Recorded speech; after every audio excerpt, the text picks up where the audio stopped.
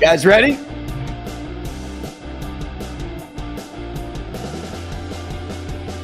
I hope so. It's almost over.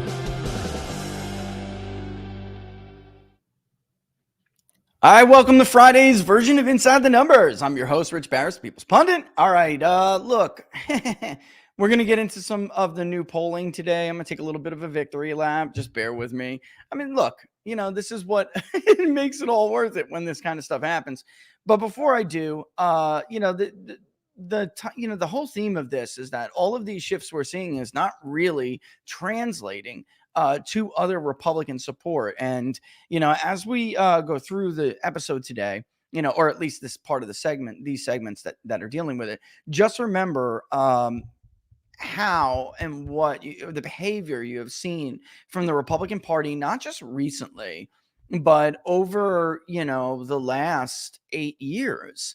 And, I think they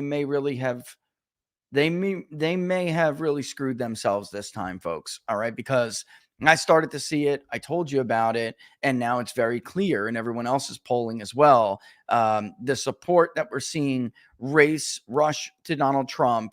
It's not just a collapse of Biden. It is an increase in the Trump tent is not translating to Republican votes. And I don't think it's very hard to imagine why. But anyway, real quick before we get into it, if you like the video, don't forget to like it. YouTube, if you're on there, subscribe, but don't forget to hit the notification bell. That'll let you know when we're going to go live. Mosey on over to Rumble, where we'd rather you can be anyway. Be where you are. It is what it is. But we'd rather you go over to Rumble, and vice versa. You could go and subscribe to the YouTube channel if you watch on Rumble. This stuff really does help. But of course, the best place to follow us is on Locals, peoplespundit.locals.com. We're going to later in the segment, or later in the show, we're going to do the Christmas poll segment during kind of the Q&A. And we're going to look at some of the ideas that Locals had kicked out. Laura and I have been kicking some ideas back and forth. And if you did miss Battleground with Sean Parnell yesterday, that was a fan. I just had a great time talking with Sean last night on the episode. And at the end, he even had some debates that led to some ideas that we had for questions between him and his wife. I mean, that's what's so fun about the Christmas poll. It's just stuff like that. All right, so we'll talk about that. We'll also talk about how still the Christmas poll is going to focus on how, as we go forward, because it is a national poll and it's going to cover the tracking stuff that we have always been doing. Biden's approval rating, Trump versus Biden. I'm probably even going to throw a generic ballot in this one, and because I want to build on what we're talking about here today. Yen, we're still going to identify the size and scope of the Trump or bust vote, because listen, we're less than a year out now. It is technically, you can argue that it's early for a likely voter model, but that's why we're showing you both. What is a registered voter? What is the likely voter? And I think that's important to get it's like, if you're a pollster and you're trying to figure out the likely vote coming up, what is the electorate going to be? It's kind of like plunging into a pool. You could dip your toe in the water from time to time to see how the temperature is, or you could just jump right in, right? Which one are you more likely to be surprised by? If you just jump right into the pool, you may be surprised because you weren't looking at or you weren't testing the temperature leading up to you jumping in. So you may be surprised by what the temperature is. Maybe too cold, may not, maybe bath water, too damn hot, right? If you dip your toe in the water leading up to that plunge, you're going to have a much more informed idea about what to expect from the temperature of the water. All right. So we're going to start early, and we're going to give both. And that's how we're going to do it. We're also going to lean this time, but I don't want to get ahead of myself. I want to play this clip before we talk about, we're going to highlight the Emerson poll, but there are other polls too we have to discuss here, because we've taken a lot of crap this cycle. We have shown a lot of crazy trends. Some of the stuff I told you is not really a surprise, because if you've been paying attention for years, you know that a lot of this stuff was kind of baked into the cake. The younger voter shift has been a little bit more pronounced. And there was a debate up until last week. There was a debate about whether or not this stuff is real. Is it statistical noise? Is it data collection modes, right? Various data collection modes showing different things. The YouGov poll is all by itself, and the YouGov data set is all by itself, showing still a comparable margin for Biden with 18 to 29-year-olds, right? Voters below 30. And then some polls just don't have large enough sample sizes to show below 30 in detail like we do, 18 to 24, 25 to 29, 30 to 39. So Spencer Kimball this month said, you know what? I took a lot of crap last month for showing young voters shift, as we did. I'm going to oversample them this month, and we're going to find out whether or not, number one, is it real? And number two, what is driving it? Okay. And I think it's very interesting what he did. I also, if we can, weave in a methodology in there a little bit. He found a tied race with Nikki Haley and Joe Biden. I've been telling you Nikki Haley's lead is not real. It's not real. This plus 10s, they're insane. Nikki Haley would get her ass kicked. All right. I'm sorry. I know Laura doesn't like, profanity, but she would get crushed. All right. All these polls like Haley plus 10 in Michigan. Haley would lose 10 by Michigan by at least 6 points. There is no chance Macomb County is voting for Nikki Haley. There is no chance Monroe is going to vote 60+% for Nikki Haley. And there is no chance that Nikki Haley is going to do better in Oakland just because she's viewed as a rhino or a moderate. We've been down this road before. They get killed too. Nikki Haley is a neocon, and neoconservatism does not play in the Rust Belt. Period. Full stop. End of story. And two things were happening. Some of it was just methodology. If you're live caller only, you're going to hit these high interest people who want to stay on the phone with you for 20 minutes, and they're going to pick Haley if they don't know her just because she's the other Republican and they don't like Biden, or they are older and they are a more traditionalist and they're okay with her. Either way, it's going to grossly inflate her numbers. And I've been saying that Ron DeSantis would outperform Nikki Haley. However, that I don't know. At this point, things move fast in politics, and his team and his influencers and himself, he's a grown man. They are killing themselves.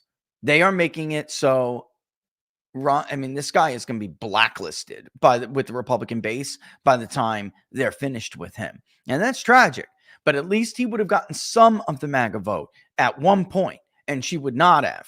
She's not going to get any of it. She's going to 20% of Trump's vote is going to stay that election out if Nikki Haley is the nominee.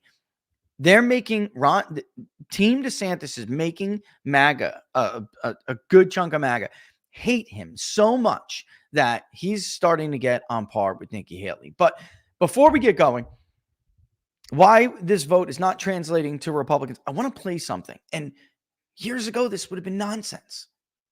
Think about how far, I don't want to say far we've come and make you think that it's like a positive. Think about how far we have fallen now that this kind of talk is a serious conversation. And I have been bringing this up. I brought this up to locals people long before I ever started really publicly talking about it on Inside the Numbers, on our book clubs, everything. This is serious. And I want to play this clip so you can kind of get an idea of why I think voters hate the Republican Party so much. You look at the trajectory of this, how they're escalating on Trump, whether you love him or hate him. He's now a populist icon. He's now the underdog. The globalists are coming after him. They're coming after our right to vote for who we want. He gets 60% against which is the fundamental right in a democracy. The people rule. I can vote for whomever I want. And if you don't like that person, that's immaterial. Absolutely. Right? And he's been indicted for saying they're stealing elections. They're stealing it. Oh, I'm aware. Well, yeah, absolutely. In their indictments of him is Absolutely. election theft, but yes. But despite that, he's got 60% against all other Republicans. He's 15, 20 points ahead of Biden. It's backfired, but the deep state's not going to stop. So when you said to Trump several times in that 400 million views or whatever you got, biggest show ever, you said to him, well, isn't the next thing them trying to kill you? And he's so confident, he doesn't want to think about that. And he doesn't want to think about it. Whereas I admire someone that's that confident, the deep state does kill people. And that's their only next move because this is failing. And I think they're going to kill Biden too, or I think they're going to try to, what you said in the speech again before the last one I talked about like a month ago, you said, I don't see Biden and Trump being the candidates. You see the system, the media going after Biden, and he deserves it, but they were covering it up until now. Now they're covering the laptop. Now they're covering attack on the dog. Now they're covering, all of his senility, all the corruption, the Chinese spies. Attacking a dog. What a pig he is. So there were some really good comments while we were listening to that, and I put that one up there real quick. If you didn't have a chance to read it, it's not translating because most Republicans are pathetic and only care about money and being liked by people who hate them. Also, Vivek was throwing straight gas on Wednesday night. Laugh out loud.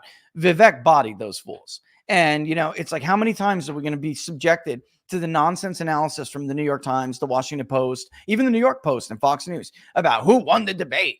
No one's going to remember anything about that debate except for name three and in probably intellectual fraud. All right. I mean, that's very brandable. What happened to Nikki Haley specifically on Wednesday night is not something you come back from. She'll continue to be the leftovers, and they'll tell you she's surging. They're even going to use the Emerson poll today.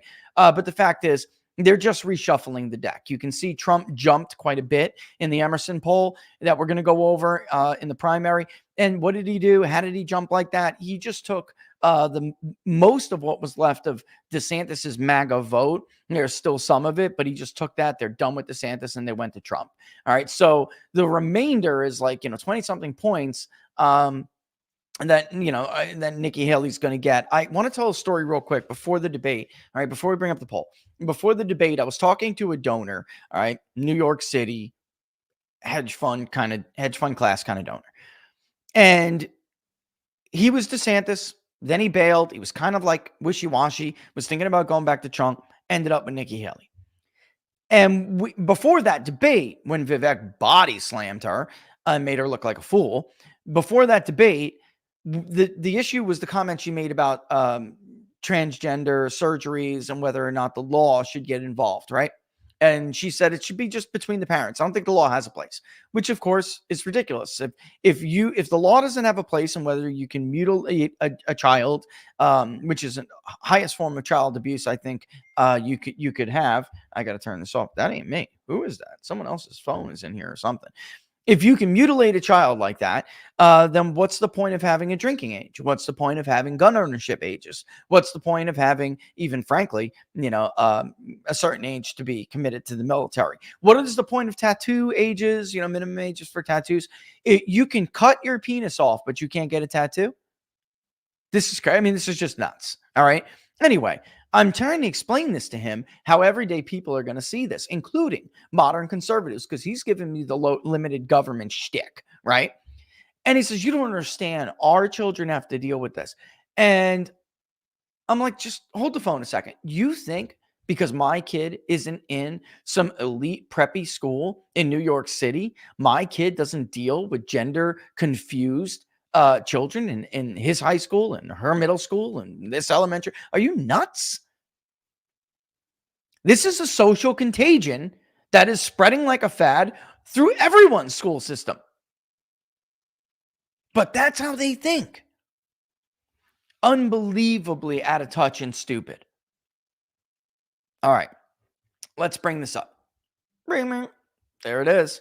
And yeah, I'm going to take a victory lap. This whole time, I have had to listen to the nonsense and the smears of frauds, idiots, and politically motivated tools. This is my job. This is what I do.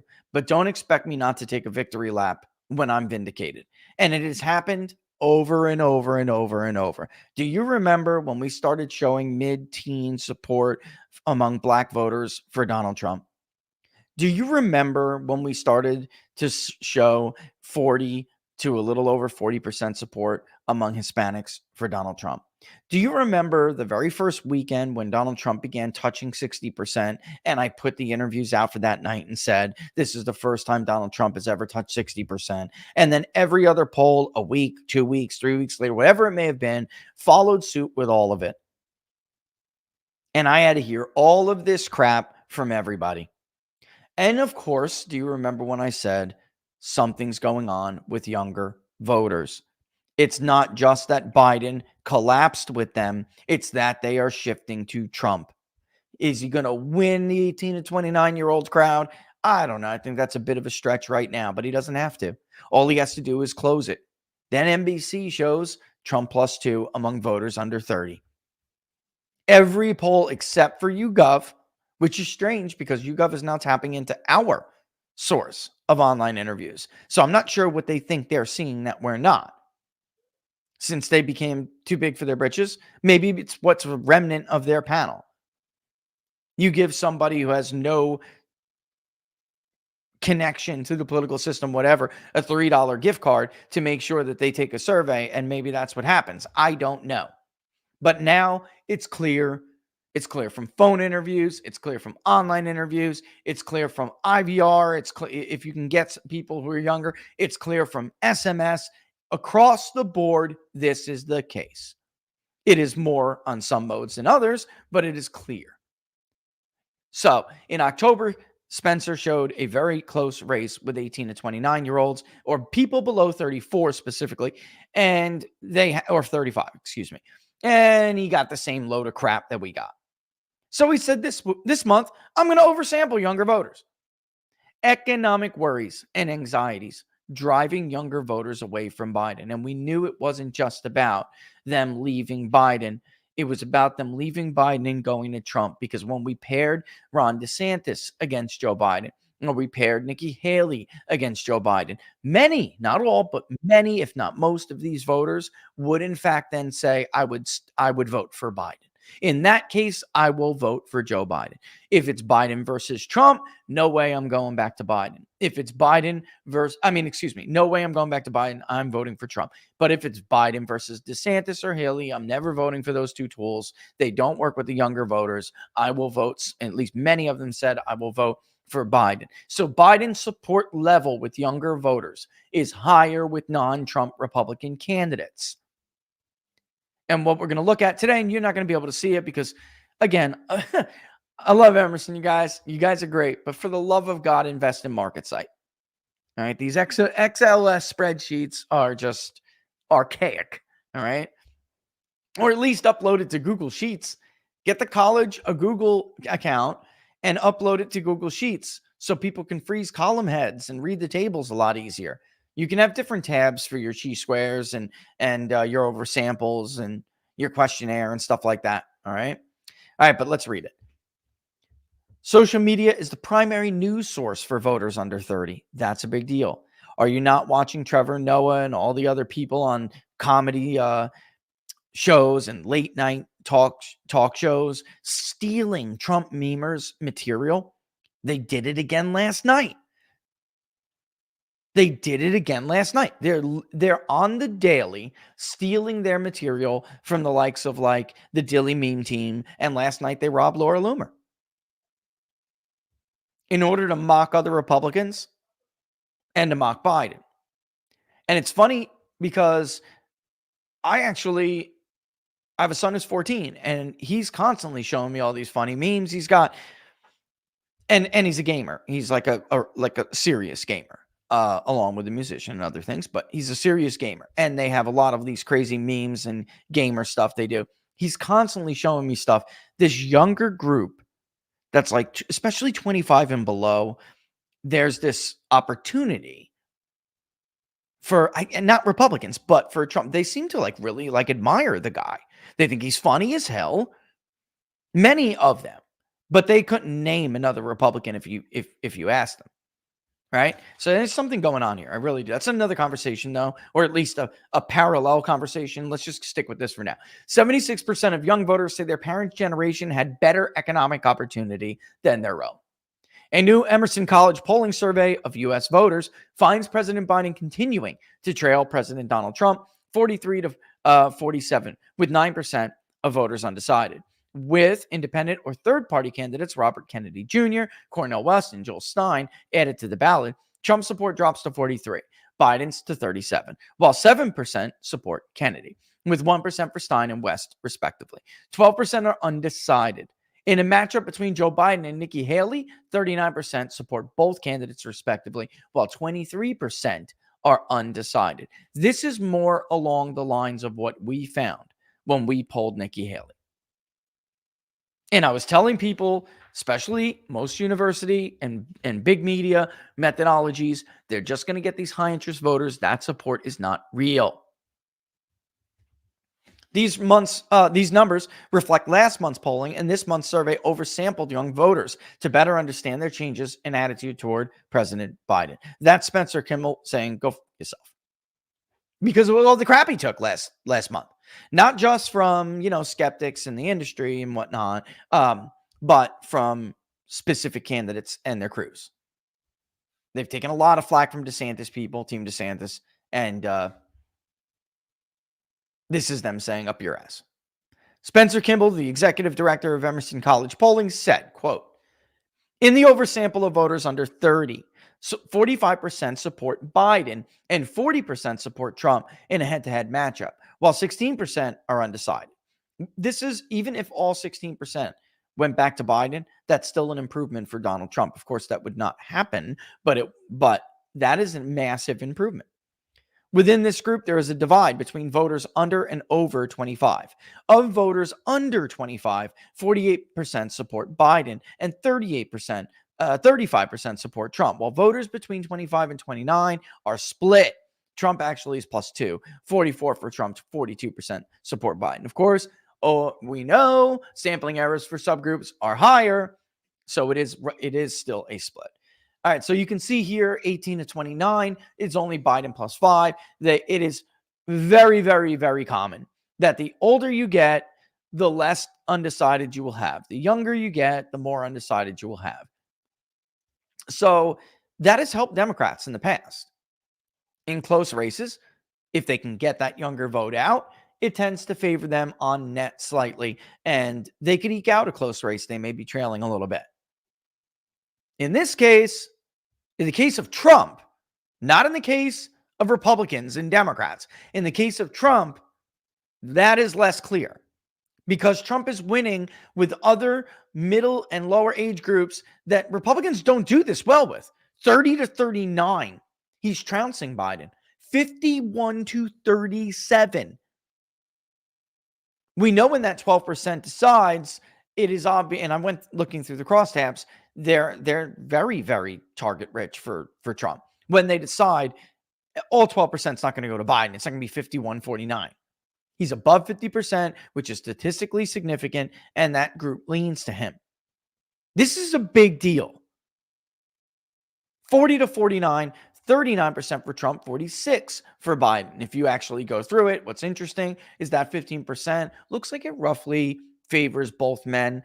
Slightly better for Trump, but both men equally. 50 to 59, a huge demographic. 55 to 41 for Trump with only 4% who's undecided. Now we get into the seniors, which is interesting. Not super seniors, but seniors, 49 to 47 for Trump. That is an improvement, by the way. A lot of, if you look at the New York Times polls, they actually have Biden leading by low single digits with seniors. We have shown you in many of our polls, whether it's the Rust Belt or in the national, that age group as well, even though we largely try to, there's overlap. We largely try to go 50 to 64 and then 65 to 74, 75 plus. Why? Exit polls, and that is traditional census stuff. All right, so this is, Biden was doing better with seniors. Democrats in general were. Trump does better. So this is very bad for Joe Biden. When you get into super seniors, 51 to 43, again, above 50%. It is a subgroup, but it's a larger subgroup. It's not as large as the 60 to 69, by the way. And then overall, 47 to 43. Trump +4. When you add Kennedy, West, and Stein to the mix, it's Trump +6. So they're seeing the same dynamic. If it's just Kennedy, it's less clear. If it's Kennedy, Stein, and West, it benefits Trump because Trump's vote share just refuses to fall after a certain level is reached. All right, so let's move over. The oversample of voters, this is fascinating stuff, of voters under 30, which is N, lowercase n, Twitter geniuses. A capital N means something totally different. This is what I'm talking. I'm getting so frustrated. I'm just going to start ridiculing the hell out of these people. Lowercase n equals 182 new voters who did not participate in 2020. Again, the oversample of voters under 30 equals there's 182 within that subgroup that did not participate in 2020. And get this, they favored Trump by 22 points. 43% of these new voters support Trump in 24, while 21% support Biden. Completely in line with our polling. The Rust Belt polling, the national polling, everything. New voters favor Trump. 2020 voters favor Trump too, but it's closer, much closer. The new vote is overwhelmingly double digits. And go back and look at some of the comments that we got on Big Data Poll when we said that. Among the 2020 electorate, it's Trump plus 1.5. But among those who did not vote in 2020 that are new voters, it's Trump plus 18 point whatever, or 19 point whatever, 20 point whatever. People are like, that's crazy. Republicans don't listen. One survey is noise. One survey that doesn't comport with the rest of the surveys over a trend is noise. 6 surveys alone in the Rust Belt, a separate poll in Iowa, another one in Florida, 3 national polls monthly, back to back. It's not noise. Premise data showing the same thing. USA Today showing the same thing. Their unlikely voter survey showing the same thing. But it doesn't translate. This doesn't translate to Republican support either. When you ask these very same people about the generic ballot, it's roughly tied. That is not good. Republicans may have really, what's the expression here? They had 8 years to take advantage of this. And at some point you got to, or get off the pot. They really screwed this up. Kevin McCarthy. We're going to play in a little bit. Unbelievably stupid remarks. And remember the so-called, do you remember the so-called autopsy after 2012? You got everything you claim to have wanted now. You got everything you claim to have wanted. And they can't get it together. In fact, they're spending hundreds now, over $100 million. Over $100 million to stop this guy from being the nominee. What the hell do you expect? What do you expect voters to do? They don't trust Republicans. They don't. They don't trust Republicans because they have good reason not to trust Republicans. The person they support can't trust his own party. They stab him in the back constantly. So why would you think it doesn't follow logically that they don't feel that Republicans are trustworthy when it comes to themselves too? And actually, you know what? I'll just play it right now. Play it right now in the middle of it. Might as well. And when I It's look 10 at the seconds. Democrats, they actually look like America. When I look at my party, we look like the most restrictive country club in America. Very bad. Right, because you are trying to hold on. Now, Kevin's no Paul Ryan, but the Ryans, the McCains, all of the Romneys, and now the DeSantises, the Nikki Haleys. The truth is, they don't like their base. They never really wanted to represent you. That was bull. And to all the new black voters out there who are flocking to Donald Trump and Hispanics who are flocking to Donald Trump, they don't care about them. They have nothing in common with them. When was the last time Kevin invited anyone who represents those group of people to his latest event in Bakersfield? Will he get behind a candidate to replace him in his congressional district that cares about these people, that reaches out to these people? that speaks to the concerns of these people? No way. Economic concerns highest among voters under 30. This is not typically the case. Typically, younger voters, especially when there is peace and prosperity, which is something Republicans have to figure out. This is something Republicans have to figure out how to address. When someone like Donald Trump becomes president and basically the world stops falling apart, he's got the Abraham Accords, there's no war, there's no threat of a nuclear war, an ICBM coming from North Korea because he's engaged with the guy and they stop flying over Japan, right? When there's no more wars in Afghanistan, when there's no more new wars in Iraq or some other Middle Eastern country, and GDP is 3% and real wage growth is skyrocketing, manufacturing jobs are coming back, they can go to and get in the summertime to help pay themselves through college. When all that's going on, it makes it very easy for Democrats to distract them from what's truly important and use what are called wedge issues. Russia, abortion, anything.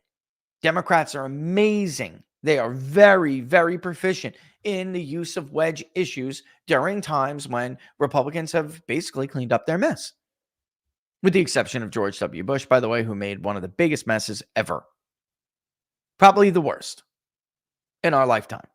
George W. Bush, probably the worst president in our lifetime. And that includes Barack Obama, because at least Barack Obama didn't. Well, no, he did. Never mind. I don't know. They're in a good race for the war. But George Bush is the one who started everybody down that path. They're very good at using these other issues to make you forget about what's really important. The economy remains the top issue for voters.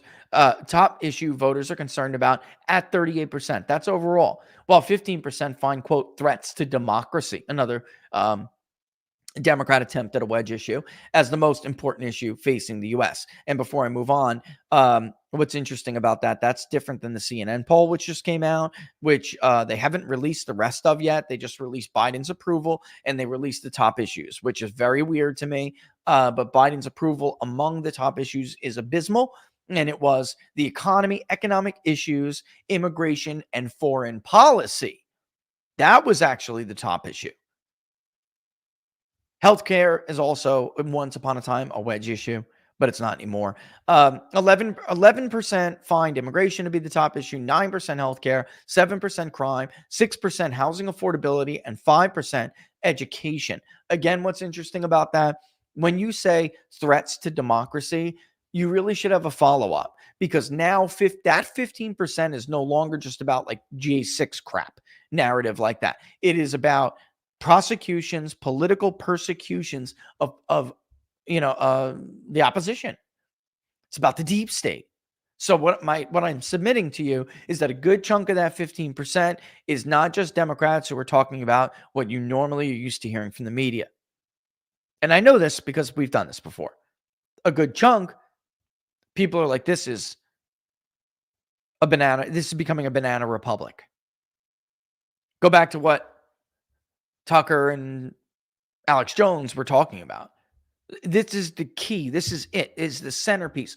The voter is sovereign. Voters rule. And that is the cornerstone of any self-governing society. You take that away, you let the deep state decide who it is you can and cannot vote for. You are not a self-governing society. You are a hologram of one.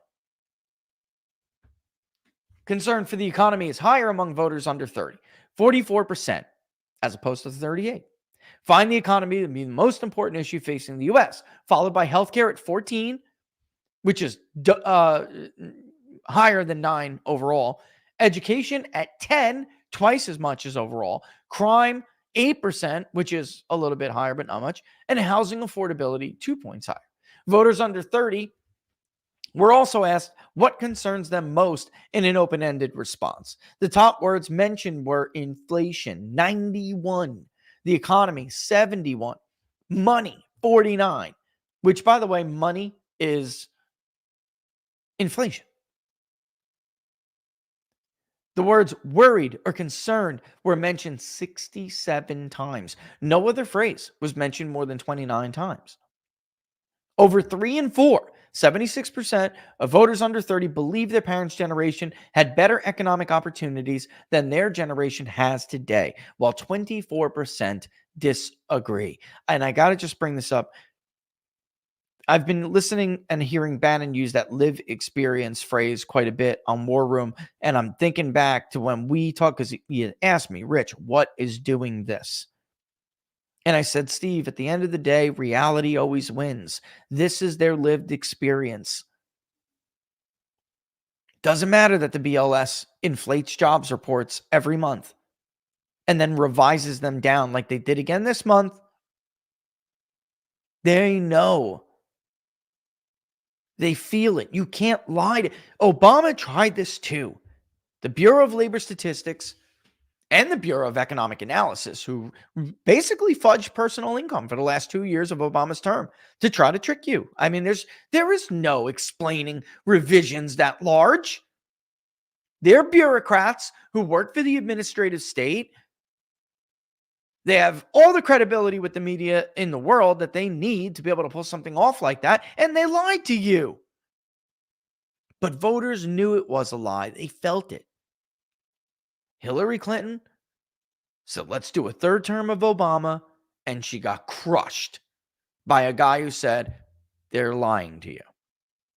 Lived experience after a certain period of time tends to overwhelm the narrative. Patrick Basham had a tweet the other day, which was really, really informative. And maybe at some point we'll read it. But you know what? Maybe let me just read it to you real quick. But I bring it up because I do think that there it is. There he is.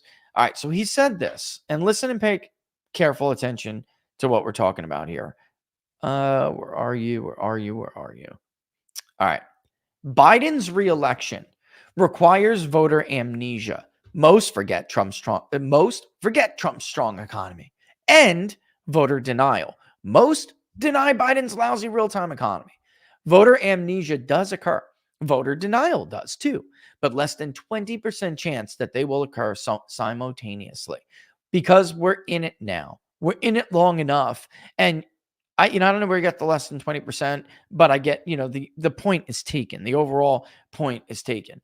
And I think he's on to something there. I really do. And I think that's what's happening here with younger voters. All right, let's get back to it.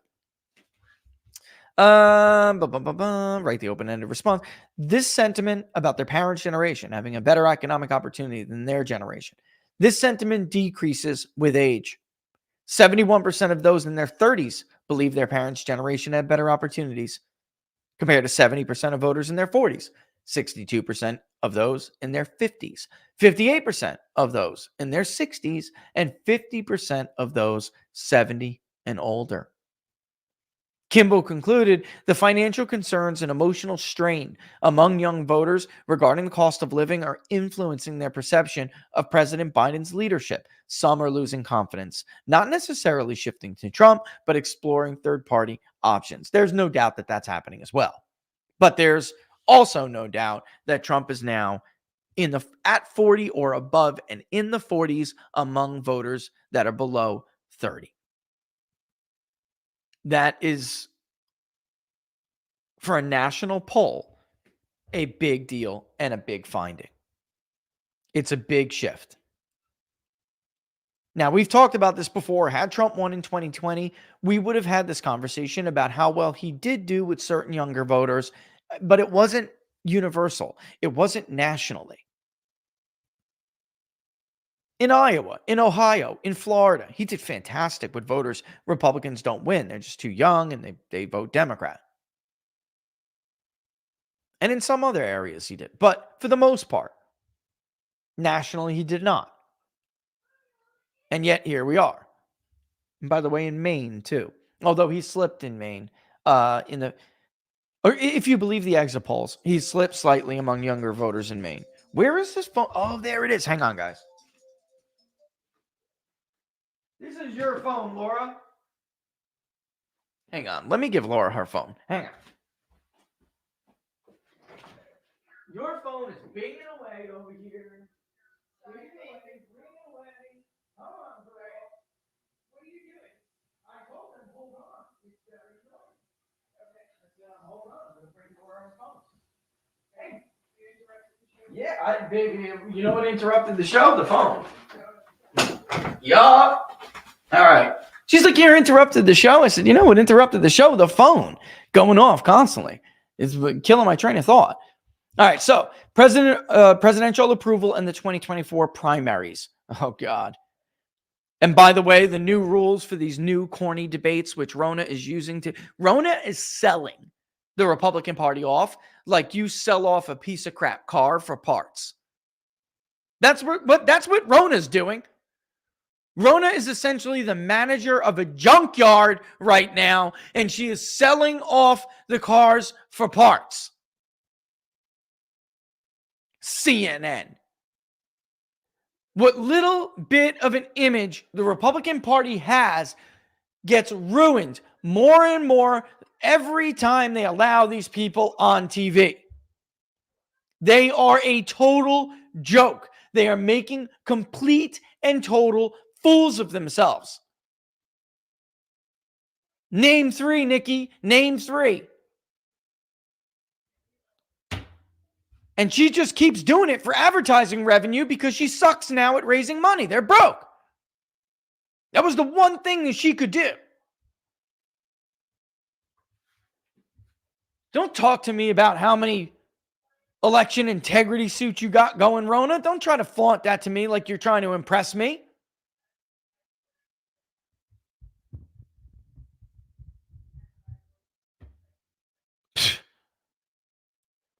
She's like that auctioneer up there. Let me get 5, let me get 10, can I get 10? 15, can I get 15? There's 15. Come on, get 20 now.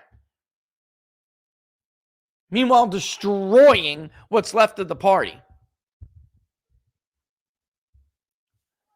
President Biden holds a 41% approval rating, while 51% disapprove of the job he is doing in the Oval Office. I'm very, very curious as to what we're going to find for Biden. We've also taken, it's like funny, we're mega pollsters. We've had Biden's approval rating slightly higher than most, although we were the first to show it declining. And our disapproval rating is higher than Emerson's. Emerson has tended to be on the lower end of the spectrum when it comes to Joe Biden's disapproval. So I would put them in the Biden bearish tranche because while they do show the negative environment for Biden, they show a slightly more positive negative environment than the consensus does. It is hard to break through the 38% floor for any modern president, and that's true of Republicans and Democrats. It is hard because you need a good chunk of your own party to abandon you. You can be in the 20s with independents and still hold yourself at about 38, 39. There have been multiple polls now that show Biden breaking through or below that 38, and that is a big red flag, man. Spencer still has him at 41 roughly, so we'll just have to figure out, see. I'm curious. I'm very, very, very curious to see what we're going to find. Biden's approval is lower among voters between 18 and 24 at 35%, but increases to the overall average of 41% among voters between 25 and 29, which is interesting because Trump does better with voters who are 25 and 29 between the ages, right? Than he does with 18 to 24-year-olds. They were Trump +2 when among 25 to 29, while they were still Biden plus among 18 to 24. There can be a little bit of inconsistencies there in the polling. We have seen several ourselves. An area of concern like that, exactly like that, by the way. An area of concern for Biden with young voters is their perception of his handling of the situation in Israel. Voters under 25 are most likely to rate Biden's handling of the situation in Israel as, quote, poor at 44%, and are least likely to rate his handling as excellent or good at 24%, Kimball said. This compares to 34% of those 25 to 29 who rate his handling as good or excellent or good, and 35% of voters in their 30s, 31% of voters in their 40s, 36% of voters in their 50s, 39% of voters in their 60s, 38% of voters 70 and older. In the 2024 Democratic presidential primary, Biden leads with 63%, while 5% support Marianne Williamson and 2% support Dean Phillips. Hold on, it's time for a Zin.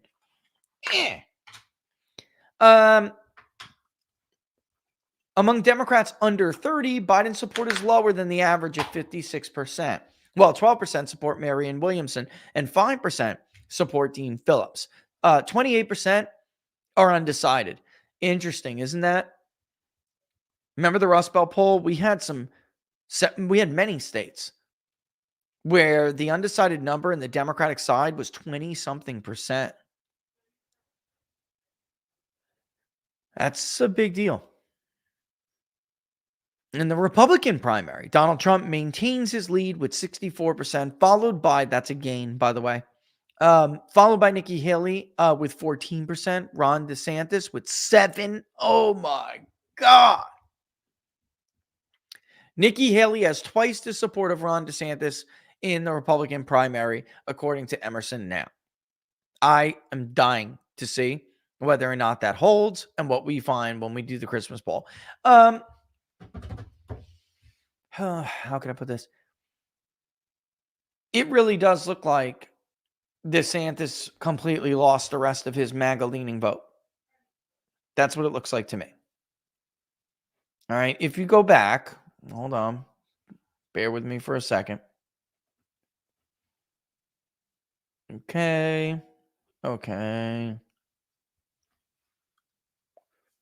Bear with me.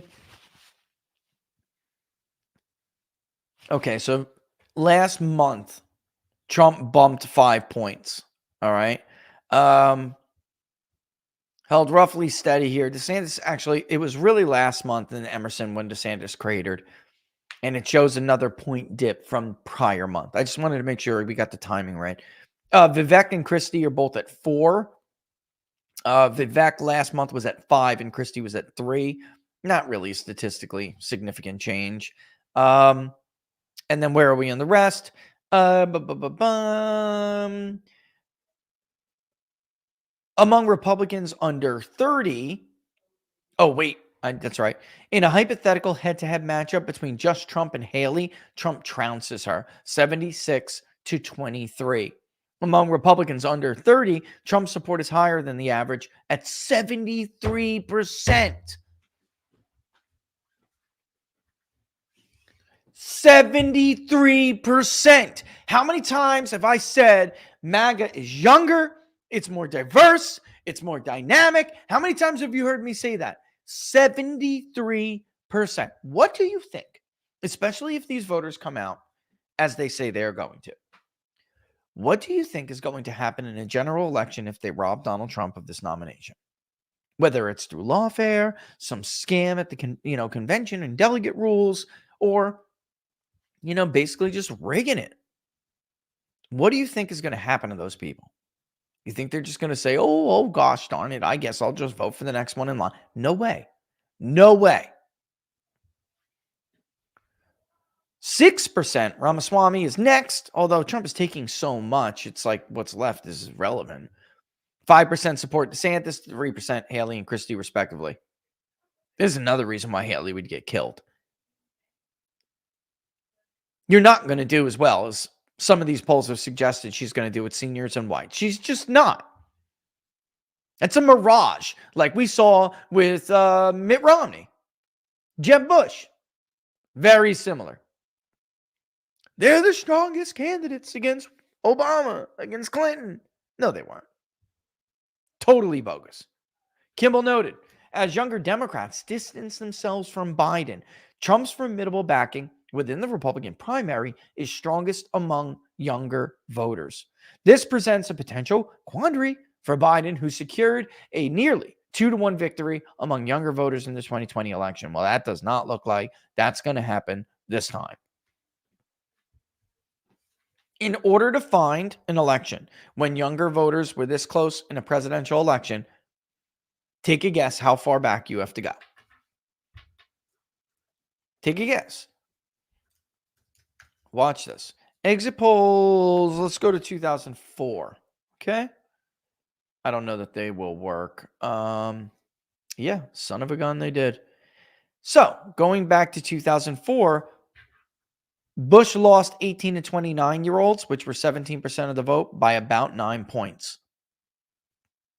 Trump is losing them by 5 right now. Let's go back to 2000. How groups voted. Roper Center. Among 18 to, that's the, well, you know what? Let's do it because this is how far back you got to go, but it's breaking them up. 2000, when Bush was running, is like, you can't be the policeman of the world. 18 to 24-year-olds were basically tied, and Gore only won 25 to 29s, 49 to 46. However, Gore did win seniors, 51 to 47, and he won the 50 to 64 category, 50 to 48. So we haven't seen this shift since 2000. We haven't seen this dynamic since 2000. In order to go back, went to the last time that a Republican did that well with young voters and won the senior vote, I believe, just bear with me. I think I know it offhand. I'm just going to go and look right now. Yep. You'd have to go back to, well, Reagan Mondale was huge. That was even, well, that's the last time of a Republican presidential candidate did that well, or as well, I would say. Although Reagan won them, I mean, it's huge. I'm trying to find more comparable example. I guess it is. Yeah, it is. It's 88 when Bush actually edged out Dukakis with younger voters, and seniors stuck with Bush. 60 and older stuck with Bush by 2 points. So I'm trying to find that same like dynamic. Dukakis just got creamed, but something where it's more comparable to that. I thought 1980 was actually slightly more comparable. It is. Okay, here we go. Here it is. Where Reagan actually did win seniors, like Trump's winning them. The 60 and over crowd went for Reagan an overall 55 to 49. 18 to 21, which is weird. Exit polls have been weird back then. Went for Carter, but they went for him barely. And then 22 by 29 were about even. 22 to 29 was about even. Reagan won everything else. Right now, Reagan won 30 to 44 is 50 to 38. And right now, at least right now, Biden is doing better with 30 to 39-year-olds than it looked like Carter did. But the 45 to 59 went to Reagan, 55 to 39. So again, you know, a Trump plus 4 is a landslide.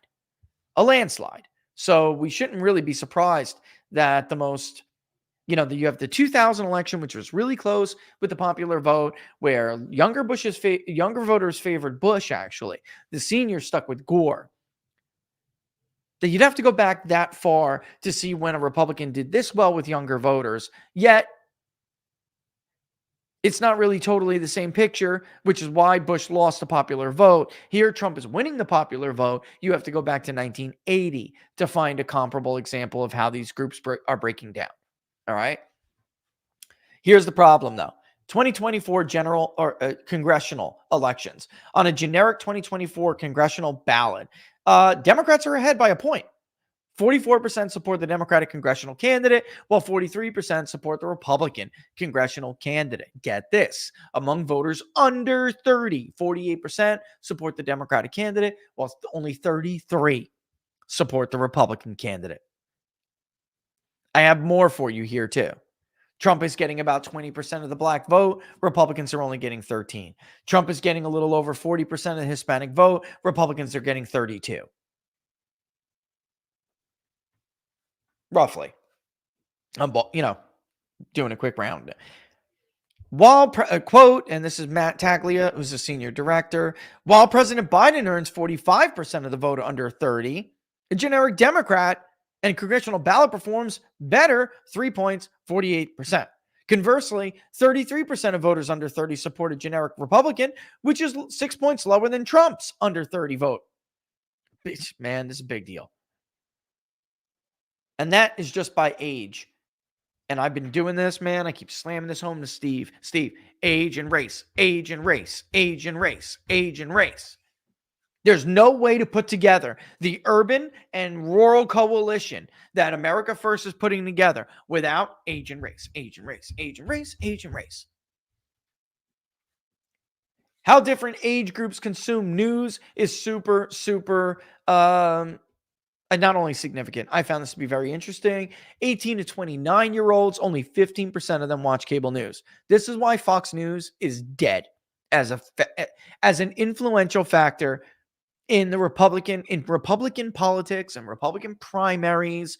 They are dead in the door as a doornail if they don't change something and change it really soon.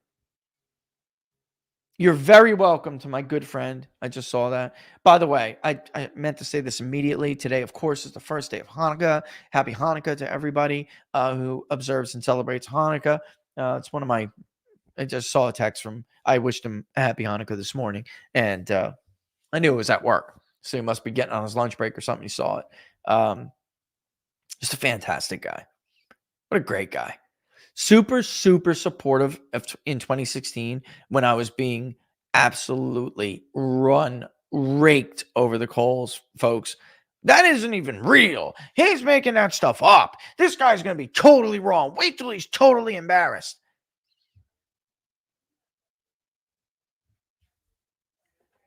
Well, that didn't happen. A couple days after, get a knock on the door. It's FedEx. And my man, because he knew how much I went through, sent me a super rare bottle of 18-plus year aged Glenmorangie Scotch because he knows I like Scotch. And he was like, you deserve it, dude. Take the lap. He knew it. Every day he'd call. Every day he'd ask about the tracking pole, and I talked to him about the tracking pole. And, he knew how much crap I dealt with. Anyway, how groups consume age. How age groups consume news. I'm sorry. I really feel like all of everyone else's sickness may be finally getting to me, and I'm doing my best to fight it off. I've been 10% only read print or subscription online. Social media is 62%, 18 to 29-year-olds. Local news stations, only 10. Something else, 3. That's it. 30 to 39, 15%. Cable news, that's it. Print, even less, 6%. Social media, 49, but at least they watch some local news at 25%. 6% watch something else. And you can see this is kind of like an inverse pyramid, how this is happening. There's a good graph, by the way. Using a stacked bar chart was the right way to go. 40 to 49, more cable news at 28%. As you can clearly see, as voters get older, they watch more cable news. 52% of seniors, super seniors, watch cable news. 60 to 69, cable news. Fox is not even doing a good job influencing the super seniors who still watch them because they're still voting for Trump in large numbers. The Murdochs have killed Fox News. Demographically, Fox is dead. It's dying. It's on, let me put it this way. It's dying, and in a few years, it'll be on life support. If the current trend continues, Fox has no future. Well, Rich, when other people get older, will they watch it? No. No, they won't. There's no evidence to suggest that. We haven't had this new era of information long enough. I actually think that younger people, as they get older, will just continue to move that middle column.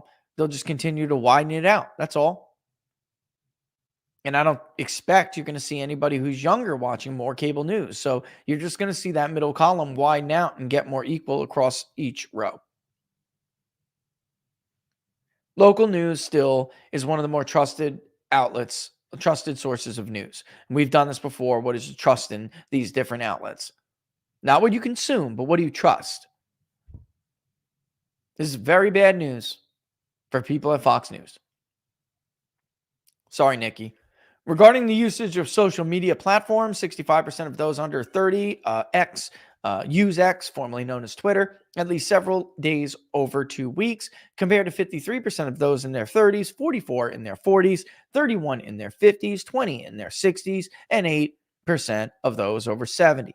Democrats are more likely to use Twitter at least several days over 2 weeks, 43%, than Republicans, 32. That's true.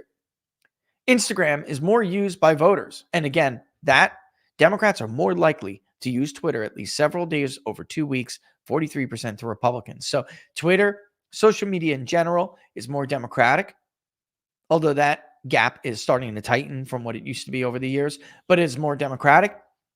So when you're looking at that cable news bar in the first column, when you're looking at that cable news by age, each row, especially as you get down to the older, that's disproportionately Republican older voters saying they watch cable news. That's how much trouble, I'm telling you, outlets like Fox News are in. Instagram is more used by voters. 82% of those under 30 use it at least several times every 2 weeks. Somebody inform Rona and the Republican Party. Compared to 75% of those in their 30s, 54% of those in their 40s, 30% of those in their 50s, 16% of those in their 60s, 7, and you get the picture. Republicans are completely absent from TikTok. Nikki Haley is the only one who has bought a Twitter ad this cycle. Actually, Ron may have, but for the last time we had looked at it and been tracking, Nikki Haley was the only one who ran ads on X. But in the beginning, why would you if you were Ron? Because you had Elon Musk boosting you and helping you out anyway. So Facebook, a majority of those under 60 use Facebook at least several times every 2 weeks. 81 in their 30s, 78 in their 40s. You get the picture. TikTok, 78% of voters under 30 use TikTok at least several times every 2 weeks. Wow. 78%.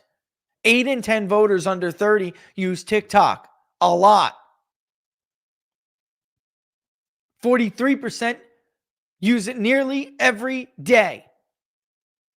65% in their 30s use TikTok several times in a 2-week span. And 45% of those in their 40s, 20 in their 50s, 10 in their 60s, just under 2% of those over 70. So I'll be honest, a lot of establishment Republicans in Pennsylvania were laughing at TikTok. In southeastern races, in the southeast region of the country, I'm sure I got one of my buddies listening right now. He'll tell you. All those local races, those Democrats were using TikTok like crazy. They got their vote out. They didn't get it out huge. It was definitely beatable, but Republicans didn't get it out at all. And they got creamed. And by the way, the leader of that movement in Bucks and Central Bucks was sworn in on a book, not a Bible, not the Quran, not the Torah. She took the oath of office on a book of child pornography. Great job, Central Bucks.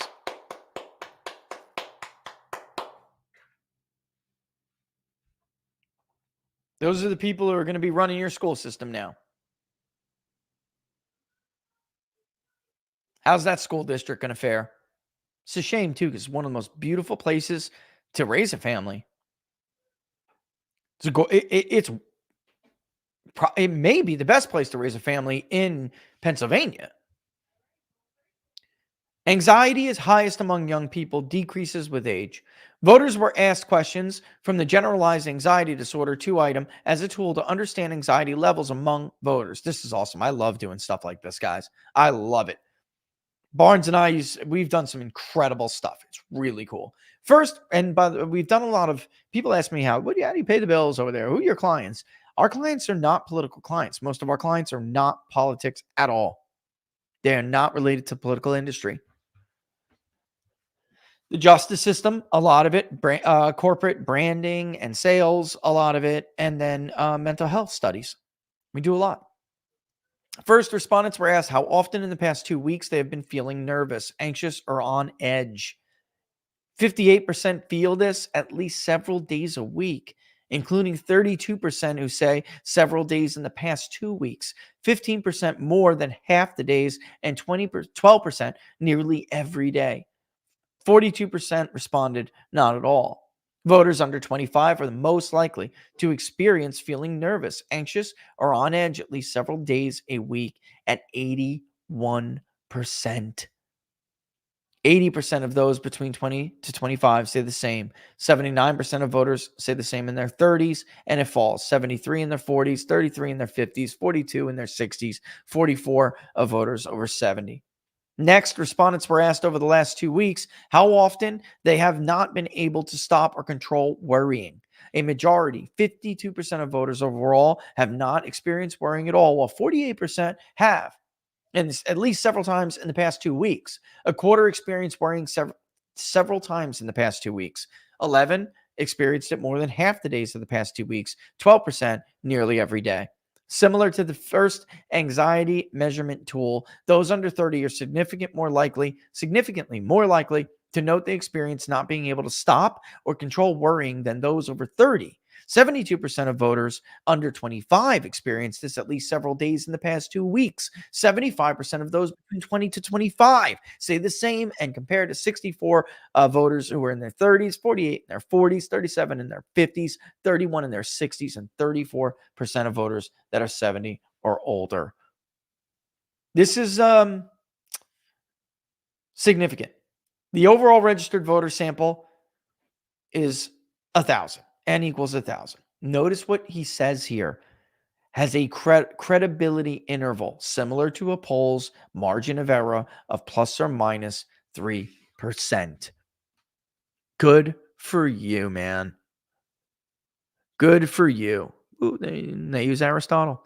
Anyway, the phone interviews, which you can give a margin of error to, or certainly a sampling error, some of them were collected with IVR through the phone, landlines specifically, but then they substituted live caller to cell phones using an online panel that was provided by Alchemer. That's who we use. We don't use their panel though, but Alchemer's got a good panel. All questions in the survey with the exact wording, along with the full results, demographics, and cross tabulations, can be found under full results. All right. Again, we went over the segment time by about 11 minutes. So I'm going to wrap it up here, and we're going to take a quick break and go to your questions in the Christmas poll. But this was an incredibly fascinating poll, and I think it says a lot. I think it does. I also think that this is in order. I told you so, I told you so, I told you so, I told you so, I told you so, I told you so, I told you so, I told you so. You know, do a whole bunch of childish stuff, mimic your behavior, little losers. Anyway, moving on. Let's take a break from our friends at Jam and Bean, shall we? All products are indeed made in Michigan by our friends and patriots at Jam and Bean. And telling you right now, great Christmas gift. If you go to jamandbean.com, give yourself a Christmas gift, whatever. Sign up for a new subscription, whether it's for their delicious coffee, their fantastic gourmet popcorn, or their freeze dries. We got all this new stuff we've been sampling and telling you about. Use the promo code TPP40 at checkout. TPP40 at checkout. That'll get 40% off right off the rip, the cost of the new subscription. And every month when you renew, you will still get 10% off. Just for being a fan of me. TPP40, jamandbean.com. They have a lot of really cool holiday stuff right now. Flavors on their popcorn, everything. You give it away as a gift, and I'm telling you, nobody is going to be disappointed. All right? Yeah, right? I mean, no kidding. I mean, they are fantastic. One more time, jamandbean.com. Use the promo code TPP40 at checkout. All right, we'll get to the Christmas poll in a hot minute. But before we do, let's take some questions one more time, shall we? There were some other polls I wanted to look at, but we'll just throw this up here while we do it. I mean, it's just the California poll for DeSantis, totally brutal. I mean, DeSantis has fallen in third place in every state except for Iowa, and now he's about to fall in third place in national polling. Emerson is not the first one to find DeSantis in third nationally. And if this continues, Monmouth had him in second. But Monmouth is Monmouth. I mean, frankly, folks, I really don't trust them as far as I can throw them.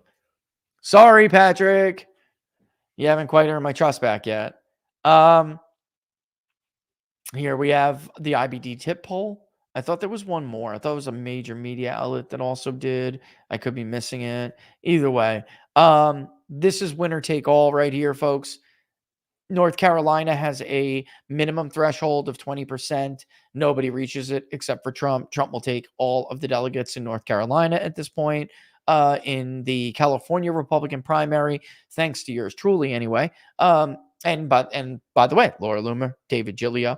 So if you're asking yourself who you should vote for to replace Kevin McCarthy, you may want to keep in mind who kept the California Republican Party honest when they were revising their primary rules, which is why they hate his freaking guts, by the way. He is the only America First candidate in that race. Do the math. In the PPIC poll, which is a good poll, this is a disaster for Joe Biden, number one. Joe Biden fell 4, Trump rose 4. That's an 8-point shift, roughly on par with what we're seeing, nationally within a certain sampling area.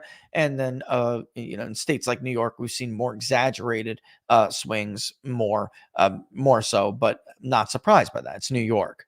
And then you have, of course, the polls that came out today. All right. So there is some more Trafalgar stuff coming out too. What's the logic behind 2 debates right before the New Hampshire primary? Derek asked. Derek, there is no logic. I'm telling you, she's selling off parts of the Republican Party like she is the manager of a scrapyard. And, they have perfectly good cars on their lot that just need a little bit of work, but it's just cheaper and more personally beneficial to sell them off for parts. That is what Ronna McDaniel is doing to the Republican Party right now. There is no logic. Frankly, there's no logic to continue this about money. This is about anti-Trumpism. Mostly about money, because money drives never Trumpism. Don't let anyone ever tell you it's about moralism, virtue, values. They're full of crap. It's about money. From locals, Dustin says, was the debate moment a knockout for Haley? I think you're just going to have some that'll keep shuffling the bottom of the deck, Dustin, but man, Vivek buried her. It was not good. Not good. I think that, we're going to have to do the couple day rule, which is why I'm kind of glad anyway that, we're not pulling right now. But, speaking of David, by the way, he got the endorsement of Pastor Darrell Scott. So now David's got Pastor Darrell Scott's endorsement. He's got General Michael Flynn's endorsement, and he's got Roger Stone's endorsement. That's what you got to do in order to get attention. But you got to, I'm telling you, when it comes to donors, you got to get in with the big man. Otherwise, they bust your chops. Okay. Yeah. Oh, you're America First. You're supported by Trump. And it's like some of those donors, even Trump donors, if you can't say yes to that, like you don't have it right away, then they're not willing to go out on a limb. That's got to change, by the way. It's got to change. But yeah, I think honestly, Dustin, that they're going to have a bit of a resistance almost until the very end. And then sadly, that's just the case. But let's talk about the moment. Let's look at the moment that Dustin is talking about. Again, you might have heard it. I was teeing it up. Sorry. But look at the face on Nikki Haley. Holy crap. Look at that face, Laura. Look at that face. I mean, that a picture says 1,000 words. A face tells an entire story. I don't know, right? If a picture tells 1,000 words, a face tells the entire story. And certainly the folks at the behavior panel would tell you that that's true. This was a really bad moment. Let's cue it up. Let's play it, and then we'll talk about it in a second. And you could see voters are going to see for, at home, a very few that watch. They didn't watch it live, but then the clips get run. Remember what we were talking about, who digest social media for their news. Nobody really watched that full debate, but they will watch the clips after. And this is the moment. I want to say one thing about the tie to Ukraine, if I may. So foreign policy experience is not the same as foreign policy wisdom. I want everybody at home to know that I was the first person to say we need a reasonable peace deal in Ukraine. Now a lot of the neocons are quietly coming along to that position, with the exceptions of Nikki Haley and Joe Biden, who still support this, what I believe is pointless war in Ukraine. And I think those with foreign policy experience, one thing that Joe Biden and Nikki Haley have in common is that neither of them could even state for you 3 provinces in eastern Ukraine that they want to send our troops to actually fight for. Look at that. This is what I want people to understand. These people have, she has no idea what the hell the names of those provinces are, but she wants to send our sons and daughters and our troops. And by the way, I got to stop right there. Look at Ron DeSantis. He's like, oh, please, God, don't ask me. Right, Laura? Look at his face. He's like, oh, my God, please, Vivek, do not turn to me and ask me that question. Even... right? You can see it. Yeah. At this point in time, he's like, oh, dear boy. And then if you really pay attention when he starts directing to Nikki, he actually takes a step back from the podium to not get in the direction of his eyesight. And there's more of it too in the follow-up when Christie tries to defend her, and then he goes after Christie. He's like, you name what we just found out, Christie, is you don't know either. And when he does that, Ron DeSantis is like, oh my God, please, I'm just gonna shut the hell up. Yep, and not say anything because he doesn't know. Even though, as we have shown, and Barnes on What Are the Odds had brought that as a, to show everybody that when he was in Congress, his name is right next to Adam Kinzinger's in a letter pushing then Secretary of State John Kerry to wage a coup, which they did. Yep. And it's amazing because it's like very clearly he don't know either, Laura. All right, let's rock this. And our military equipment to go fight it. So reject this myth that they've been selling you that somebody had a cup of coffee stint at the UN and then makes $8 million after policy experience. Just so you understand what he's talking about, what he's saying is she's sitting there drinking coffee at the UN. It does not make you a foreign policy expert, especially since, by the way, at the UN, she did a lot to undermine Donald Trump's. Behind the scenes, she did a lot to undermine what Donald Trump called his doctrine, principled realism. All right. And that doesn't make you a foreign policy expert. It makes you someone who drinks coffee with headphones on while you're sitting at the UN reading from a script that you had written that you hope doesn't piss off the boss. That's it. It doesn't make, and then he says $8 million later because, let's face it, Nikki Haley went into that job broke and in debt. She came out a millionaire, multi-millionaire. After she left to go to the private sector. That was her reason for asking the president to let her go from her service. And then she went and sold it to the highest bidder. It's true. It's just true. It takes an outsider to see this through. Look at the blank expression. She doesn't know the names of the Those are the donors. They did this to Donald Trump in 15 and 16 when he was doing those debates. They packed the place with donors. By the way, the friend I was telling you about who sent me the bottle of scotch, he went to like several of those debates and he would like take pictures and send them to me. Like, look at these people, dude. Look at these people. Here, Trump says something that's hilarious. Everyone at home is going to love it. And they're booing the hell out of him. And he would like turn around like click, click, even though you weren't really supposed to do that stuff. And he would send them and he'd like, look at this. This is Team Bush. This is Team Cruz. These are all just wealthy donors who hate Donald Trump and hate the voter. Anyway, look at that face. She don't know. She don't know. Provinces that she wants to actually fight for. And there's a puppet masters right there. The puppet masters. The donors right there that are playing about the puppet. The puppet masters, Laura. Woo! I tell you, he did great annihilating them all. He really did. Trump doesn't need to go to these debates because Vivek is a proxy for Donald Trump. Yes. Brock, I was talking to Brock about that last night, Sean's producer. Trump doesn't need to show up. By the way, before the day that Donald Trump announced that he will not be participating in the debates, the first debate specifically, and then he would later say, I'm not doing any of them. But he made it pretty, it looked like he made it. Yeah, she got torched. It looked like he made it pretty clear that it was not going to be any of the debates. But the very day, because I went back and looked before Sean's show, Donald Trump was at like Trump plus 37.8, I think it was. No, roughly in that neighborhood, with some polls still showing him only like 23, 25 points ahead nationally, but that was the RCP average.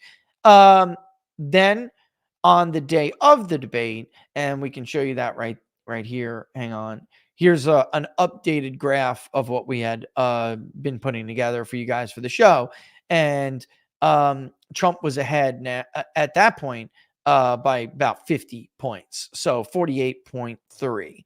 So, the idea that you're going to hurt yourself, no consultant in their right mind, advisor in their right mind would ever tell somebody, a candidate who had a lead like Trump's, to subject themselves to this. Like Sean said, you don't get a title shot out of nowhere. You don't get to fight the champ out of nowhere. The champ is not obligated to step in the ring with you until you prove that you are worth combating, right? There's no point for Donald Trump to have gotten in that ring with these people because they didn't prove themselves. They were not ready for prime time. And Vivek is basically the proxy for Donald Trump. He gets in there and he says what Trump would say anyway. And, he's an ally. So, at least a messaging ally. And I'm with Sean. I don't know if I 100% trust the guy either. And that's why I'm really rather upset that he backed out of the interview. You should contact him again, Laura. Matter of fact, do it right now and say, we were talking about the debate and we're not going to let you go that easy. Is he coming on or is he not? Yeah, I don't like that. I feel like they did their research, realized I wasn't going to go easy on him, and then bowed out. I don't like that crap. It's a big red flag to me. But he says what Trump would say, and he's a proxy there. He buried her. Vivek bodied those fools, folks. He bodied them. He did what Trump did in 15 and 16, just tears his mask off. Like, look, the emperor has no clothes. Look at the emperor. Look. And I've been saying this for years. Our biggest problem, and especially in the area of foreign policy, but pretty much everywhere. But, Dennis, we've had these people who are really stupid running the show and acting like they're smart. The media gives them credibility, and these are dumb people. Realism dominates the world of academia and security studies and in foreign policy and international relations. Yet it is a joke in the State Department where they believe in myths like the democratic peace theory, the domino theory, neoconservatism, neoliberalism. They can't even defend a thesis in college, but they think that that's the way the U.S. should be conducting foreign policy. It's insane, and it's got to stop. It has got to stop. I do think, Dustin, not Dennis. I do think, just to wrap up that question, that moment was a bad moment for Haley, and I would not be surprised if some people just notice every debate that we see, Trump gains. They're showing they're supposed to be the serious ones, right? We got to move on for Trump. We can have Trump. We can have Trumpism without the Trump. And yet then they conduct themselves like this. This is why I'm saying Rona's killing them. And that's why Trump's running way ahead of all of them. Fake polls be damned. They're not even fake polls, but flawed polls that are not explaining to you context. Not that they're fake. They're not fake. But they're not giving you context. Jeb Bush was never going to be a stronger candidate than Donald Trump. Mitt Romney was not going to be a stronger candidate than Rick Santorum. But those early polls do that, and they benefit these moderate traditionalists. Meanwhile, the Electoral College does not. Who was going to be stronger in Pennsylvania? The multi-term sitting senator who, yes, ultimately got beaten because of Bushism, but the multi-term sitting senator from the state of Pennsylvania or the technocrat from Massachusetts. Come on. Again, people need to start reading books. Obviously, we would have known. Rick Santorum would have done way better in non-Yankee Pennsylvania than Mitt Romney.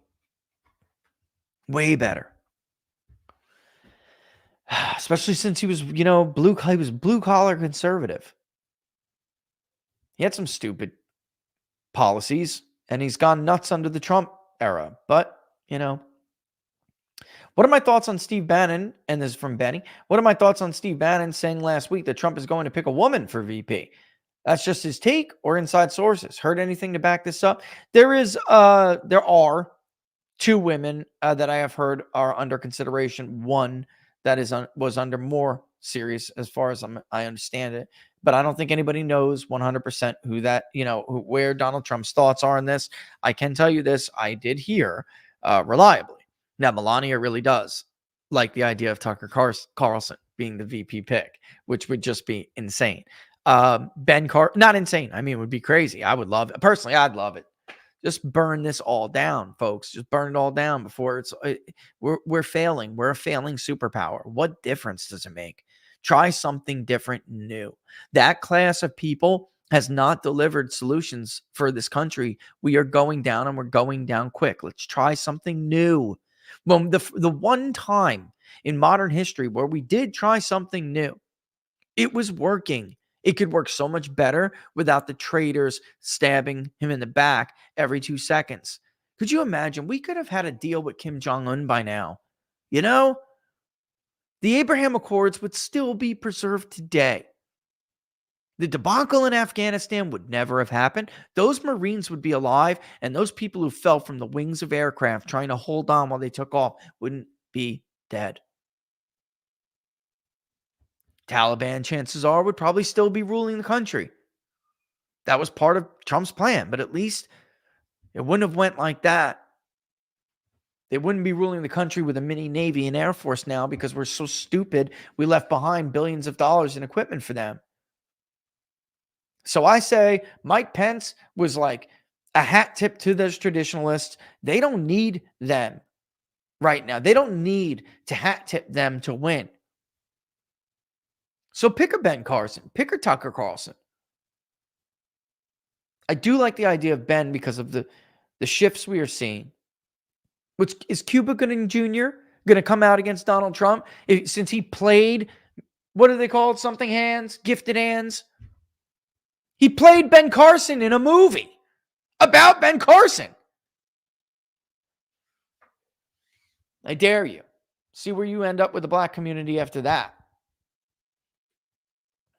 But yeah, I did hear, Kristi Noem too for a while was there. But we'll see. We'll see. The problem with Carrie Lake is that she is running for Senate. She needs to be. She is the strongest candidate. Despite what anybody says, that's what the polling shows. And that is what I know to be the case.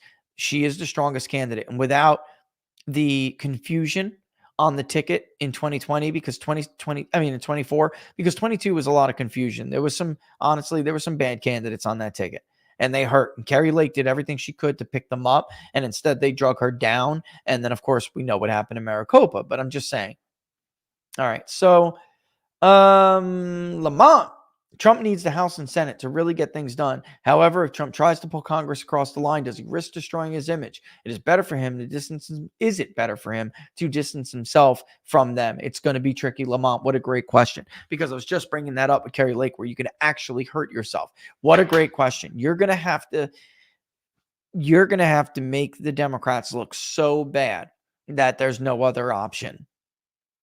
That is a fantastic question. I'm so glad he asked that. You're going to have to make Democrats look, that you're going to have to make them so unpalatable that it's really, that the voter has no other choice. You know what I mean? That's what it's going to have to come down to, which is tough and risky. But if you have a Democratic House and Senate, you're in bad shape. I agree with the Decision Desk's latest analysis that they put out. Republicans are favored in the Senate. The map is just better for them.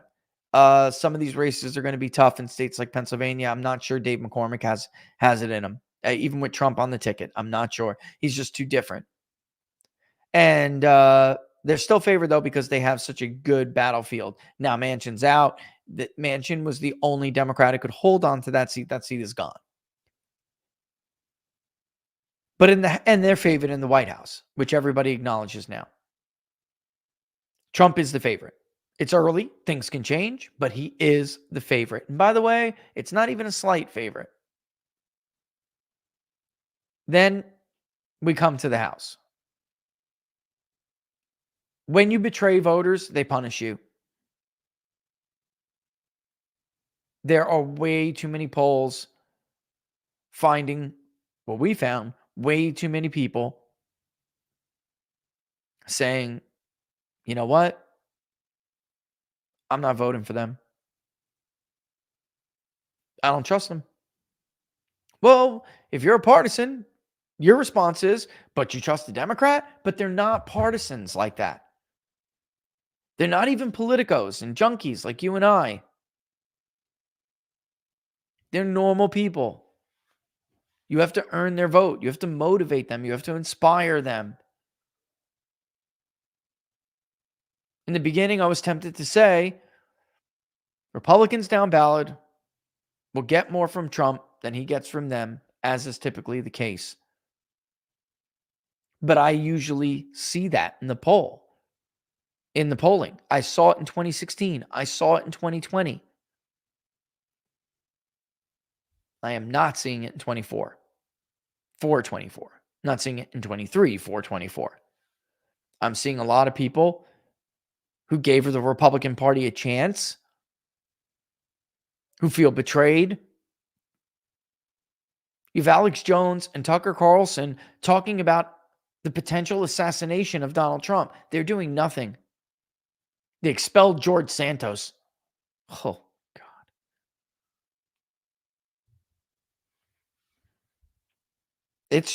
And by the way, I just want to tell my Republican friends out there, you got to be easier on Mike Johnson. It's not his fault.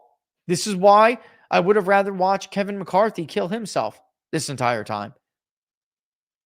Instead, is a potential out there for hardliners to destroy Mike Johnson. They want to act like Mike Johnson has a 30-seat majority or something. He doesn't. He's doing what he can do. You know, Tom Tiffany out in Wisconsin, he did not want to move this far so fast when it came to Biden's impeachment. Mike Johnson needed to hold his hand and bring him along. Those documents with those transfers, which even the banks were like, whoa, whoa, whoa. I'm going to have to file a suspicious action report if you don't give me an explanation. Why are you getting money from the Chinese like this? And why are you sending it to bank accounts that are businesses that look like shell companies to us? There's no services. This isn't for goods or services. These banks don't have transactions. It looks like you're just getting wires that are for something untoward. And your high-risk political figure, what's the deal? And by the way, Hunter was just indicted, and we can talk about that, but I really think it's BS. I think it's most of the serious stuff that deals with Biden, Joe Biden himself. Statute of limitations ran out before this indictment. They could have indicted him before the statute of limitations ran out, and I think now it's to the point where they're probably going to use his son as a way to try to push him out of the race when they're ready to pull the trigger. And if you're Biden, you don't want to because you need to be there to pardon your son. So they're fighting with each other. That's what this indictment is.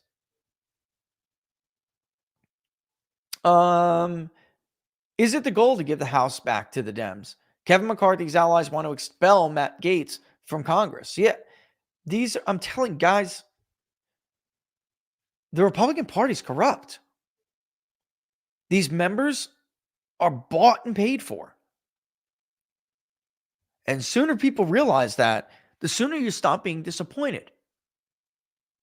Two of the candidates, for instance, in Kevin McCarthy's district that were weighing getting in are not in. They're out now. But I'm telling you, I don't even want to say her name or say who I think is going to be thrown in there. But they're looking for another John Duarte to throw into that district. I know people, I can't say it. They're from Trump world. They've tried to have an intervention. They supported Duarte when he was running. They are absolutely, they've had it up to here with him. He's trying to convince them he's the only one who can hold that district. It's a load of crap. I actually think he's the one who is probably going to cost them that district. You're not going to do better with Hispanics because you're a plantation owner. Okay, that's not how it works. And because you say you have Hispanic ancestry, that's not how this works. Anyway, moving on. It's really important you don't give them these R+20 and R+30 districts. Democrats would never give a moderate Democrat or a so-called moderate Democrat or a right-leaning Democrat and a D+20, D+30 district. That would never happen. Never. And they're going to try it again.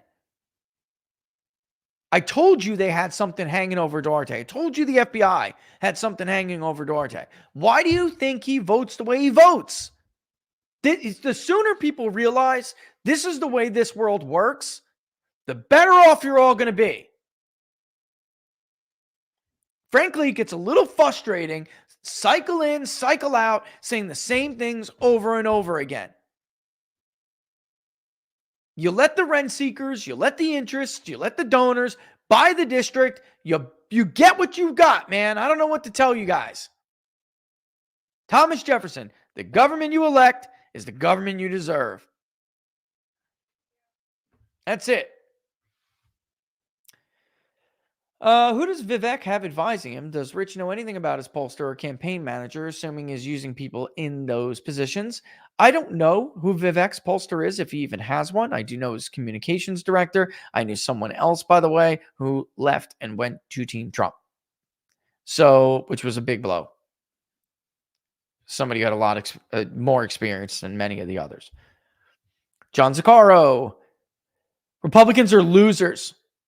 From Ronna McRomney, sorry, I got you, John, on down. What can we, the people, do? New third party, all suggestions welcome. Trump 24, MAGA all the way. God bless you, your family, and your work. Right back at you, John. Thank you so much for your support and the question. And if it wasn't for you guys, we wouldn't even be here. That's the truth. John, I'm telling you, the best thing you could do is give directly to people who you like. Don't give to these institutions. When she's up, you keep the pressure on. We'll see how that goes. But ultimately, she's elected by party insiders. There's not a whole lot you can do about her. But one of the things I was just talking about is you can help these candidates. You can volunteer for these candidates. You can contribute to these candidates if you haven't. But if you don't, contribute your time.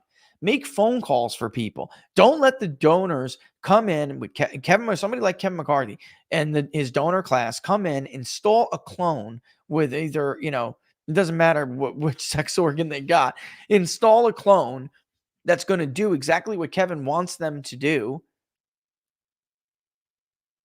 And they have money, so they'll be able to get their message out when others don't. Republicans have to get more involved. I mean, if you're talking, from your perspective, from your side of the aisle, Democrats have more volunteers. Democrats have more people who do things. They have donors who open their checkbooks without a problem for candidates that they feel are more representative of their party. Republicans don't. They have a donor class that hates their voters, that actively works against their voters, and their voters, I understand, are more busy. It's like, they have family, they have God, they have work. I get all that, whereas Democrats don't, and they literally can make this their life and religion. But you're going to have to match that or try. Take a couple of hours in a weekend, an hour. Hey, so-and-so, John Smith running over here. Can I make calls for you? Can I do a phone bank? Can I get a sign? If you're in the area anyway. But there's a lot you could do for people because the primary right now, the primary is the primary vehicle to be able to, to be able to win these things. It really is. Boy, how dumb does the Economist poll look now? I left it up there on purpose just to look at it. On February 17th, you should really open the show with "My City Was Gone" as a tribute. What do you guys think? Jonathan, I'll think about it. It's a good point. Remind me too, it was February 17th. I mean, it's not that far away, but Hector, Where you been, Hector? Rich, seeing a ticket split is more likely. What would you recommend Trump and his team and surrogates do in order to get a majority in both the House and Senate? Like I said, it's going to be very, very, very, very, very, very risky, Hector. Very risky. I would, if I was Trump, I would focus on supporting the people that I like and trust. And then, if that carries over to some others, then great. That's really where I'm at. I would suggest, and first of all, I would derail this entire problem. If I was Trump's team and I was, had the president's ear or, gave the president any kind of advice, or if I was him himself, this is what I would do. I would derail this problem in its entirety by running with my own slate of candidates. I would Andrew Jackson this SOB. All these SOBs. I would Andrew Jackson the out of them. This is my candidate in California, whatever, 13, 20, right? This is my candidate in Texas, 12. This is my candidate in New York's, whatever. That's what I would do. And I literally would make them beg to get on the America First slate. This is my candidate in Washington 3. And I'm telling you, I would run as a united force. And you're not on that. You're not on that. Frankly, I can see in the future, again, things can change, but let's assume MAGA and MAGA candidates are successful this cycle. And let's assume, or let's entertain that Trump wins this thing going away like he is right now. If we voted tomorrow, Trump is going to win with at least 306 electoral votes, like at least. He may crack 3. Well, it's changed now. It's not 312 now because of the census, but he could do more. Especially if there are third-party candidates on certain states' ballots, like Minnesota, he could carry Minnesota. With Kennedy, West, and Stein in the ballot, he could do it. And then I do think there are some Western states that some people could shock people. They can get pretty close. New Mexico was closer than Colorado, by the way. I don't know how many times I got to tell that to people. Anyway, yeah, if that happens, I could see some part of democratic America eventually saying, you know what, this wokeism, this is not working, and that we used to have this base as the Democratic Party. These people used to belong to us because we had these values and principles, and we lost them. And I'm going to be an America First Democrat. That could happen. Politics is a crazy world, and they make strange bedfellows. So I wouldn't be surprised if, you saw a John Tester or somebody in the mold of Tester, because Tester likes Trump to his face, but then talks mad trash behind his back. Even a Joe Manchin at one point, he caved like a coward, and it's so sad because I watched it. I watched Joe Manchin smile. Love the president. I want to do something on prescription drugs. I want to do something on this. I want to do something. And then he caved like a biatch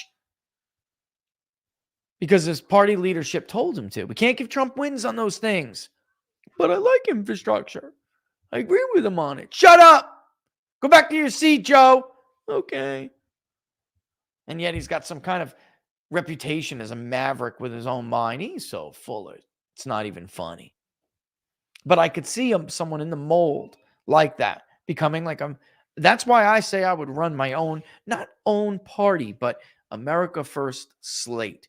And it transcends both of these corrupt parties, the uniparty system.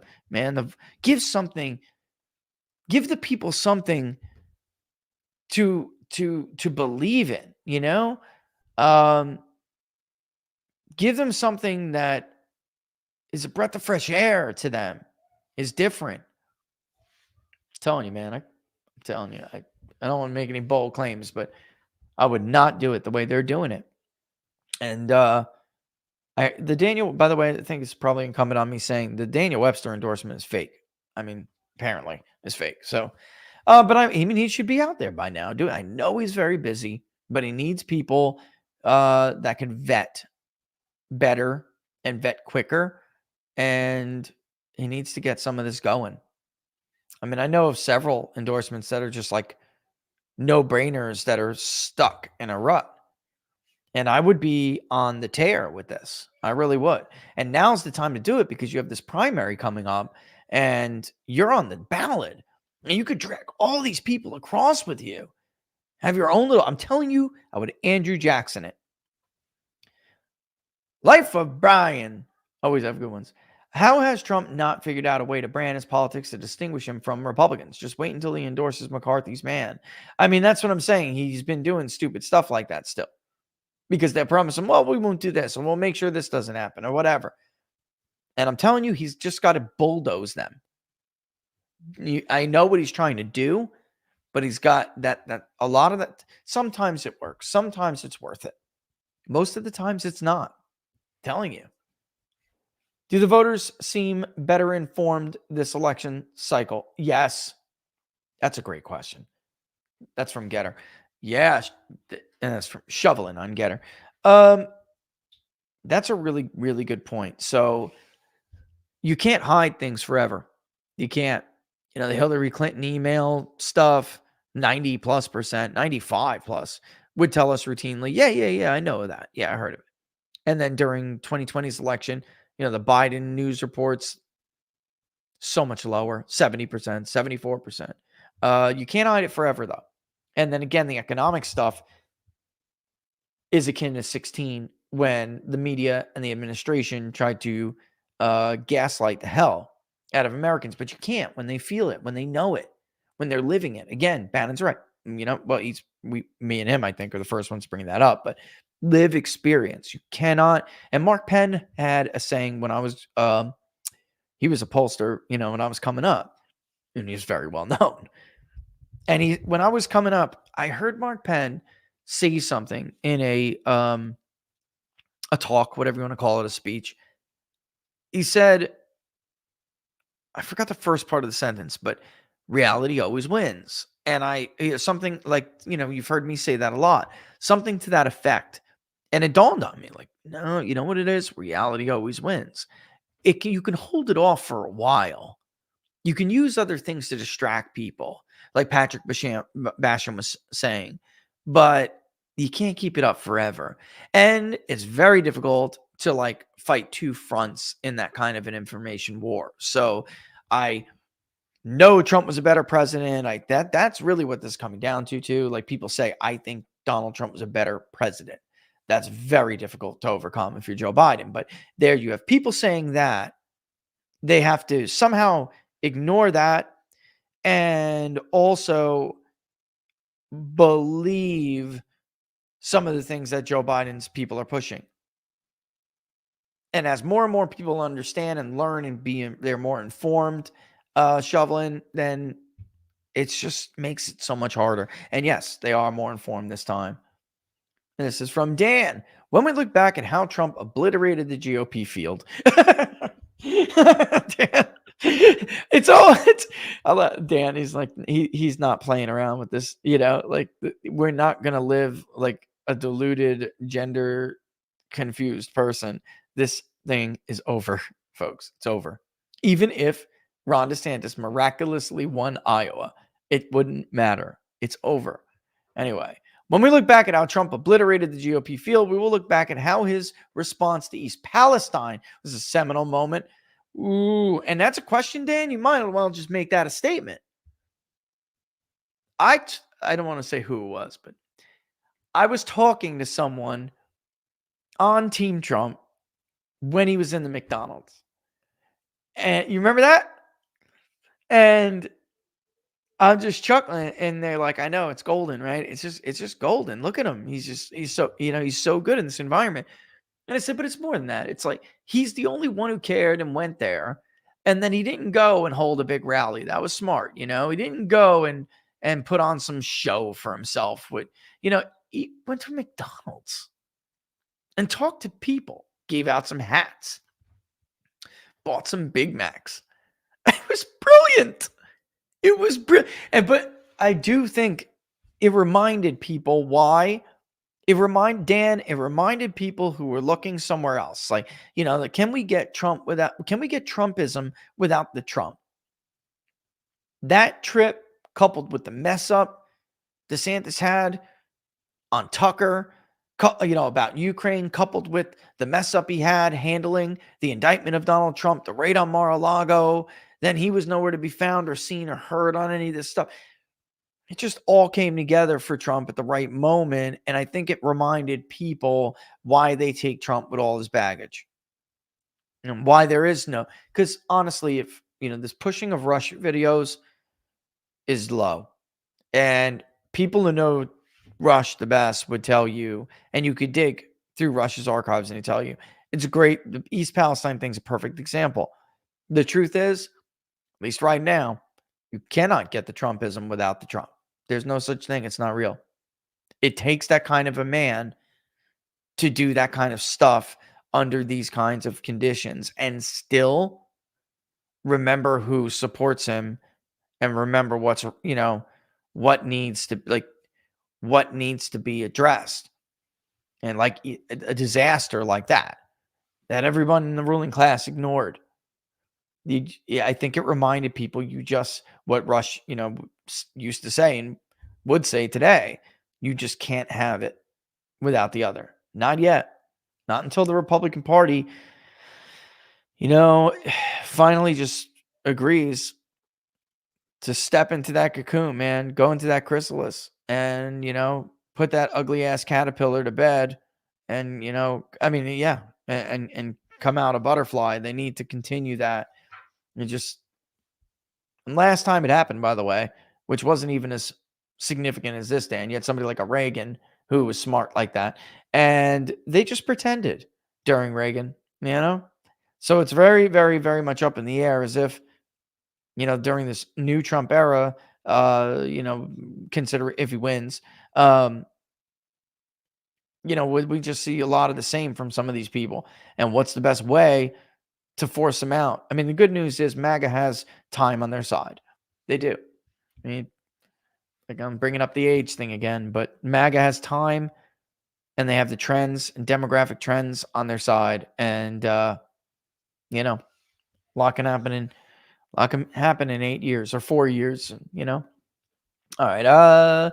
But the rest of it said, it doesn't get talked about, but never looked like the leader of the opposition more when he was delivering supplies to those abandoned people. At that point, the narrative seemed to shift from the disappointing midterms to Trump's response, and it's been an avalanche since. I think you're right about that, Dan.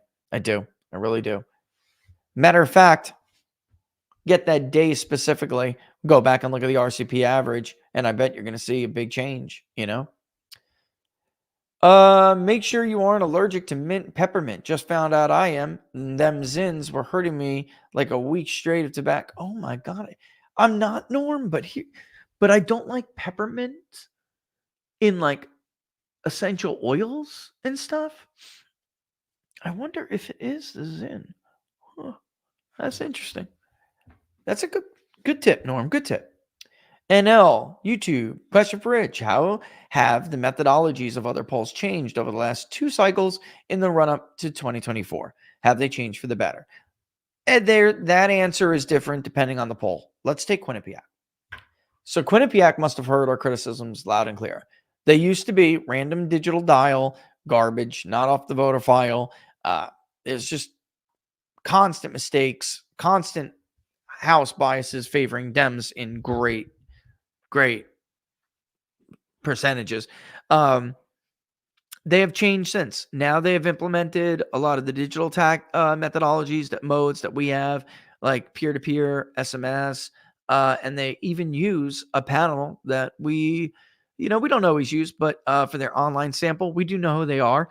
We went to another one because we did find them to be a little, I don't want to put anyone down, but we did find the other one to be, we've tested it, and independent industry studies have been done on it. They have better metrics and better representation comes from that.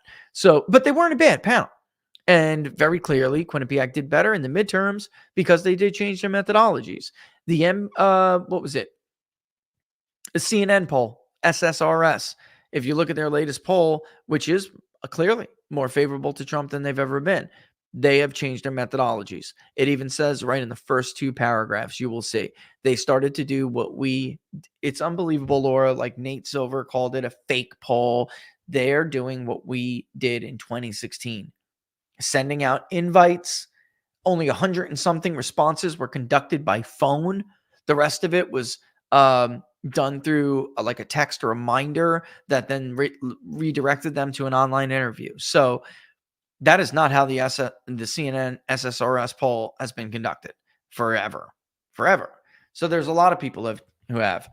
ABC, for instance, they didn't change their methodology, and that's Gary Langer Research. They blew Wisconsin. It was Biden plus 17, but also their national also overstated Biden. That unlikely voter, that a non-registered voter, their methodology always favored Democrats a year out, 6 months out, because they weren't tightening the voter screen. They weren't even screening for voters in the very beginning. And that used to favor Democrats because Democrats had more, targets in that population. But then now Trump does. So which is weird, but it's Trump and Trump alone, not Republicans, not other Republican candidates. That's why you're seeing like the Trump plus 10s and the Trump plus 6s in ABC. When they tighten that voter screen, it's going to get lower. All right. It will get much closer. And depending on how much they tighten it, we'll just have to watch, keep our eye and see if they do change that methodology. Fox News, same bullshit methodology. Pardon my French.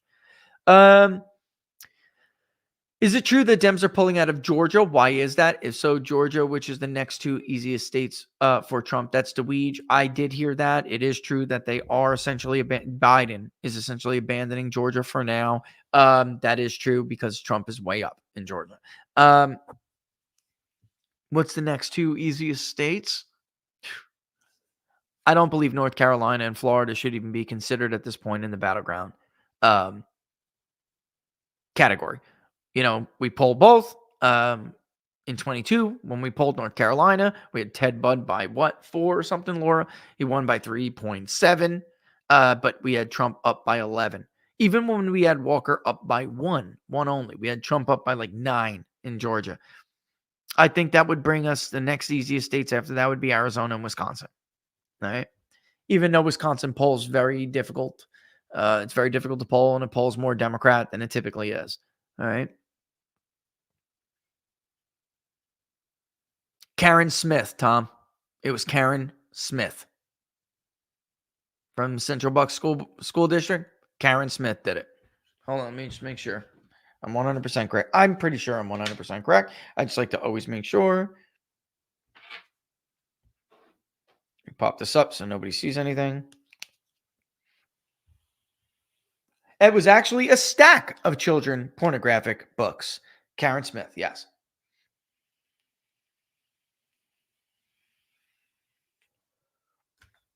That's unbelievable. Disgraceful. Why? Because the Republicans were accusing her of the material I saw was disgusting.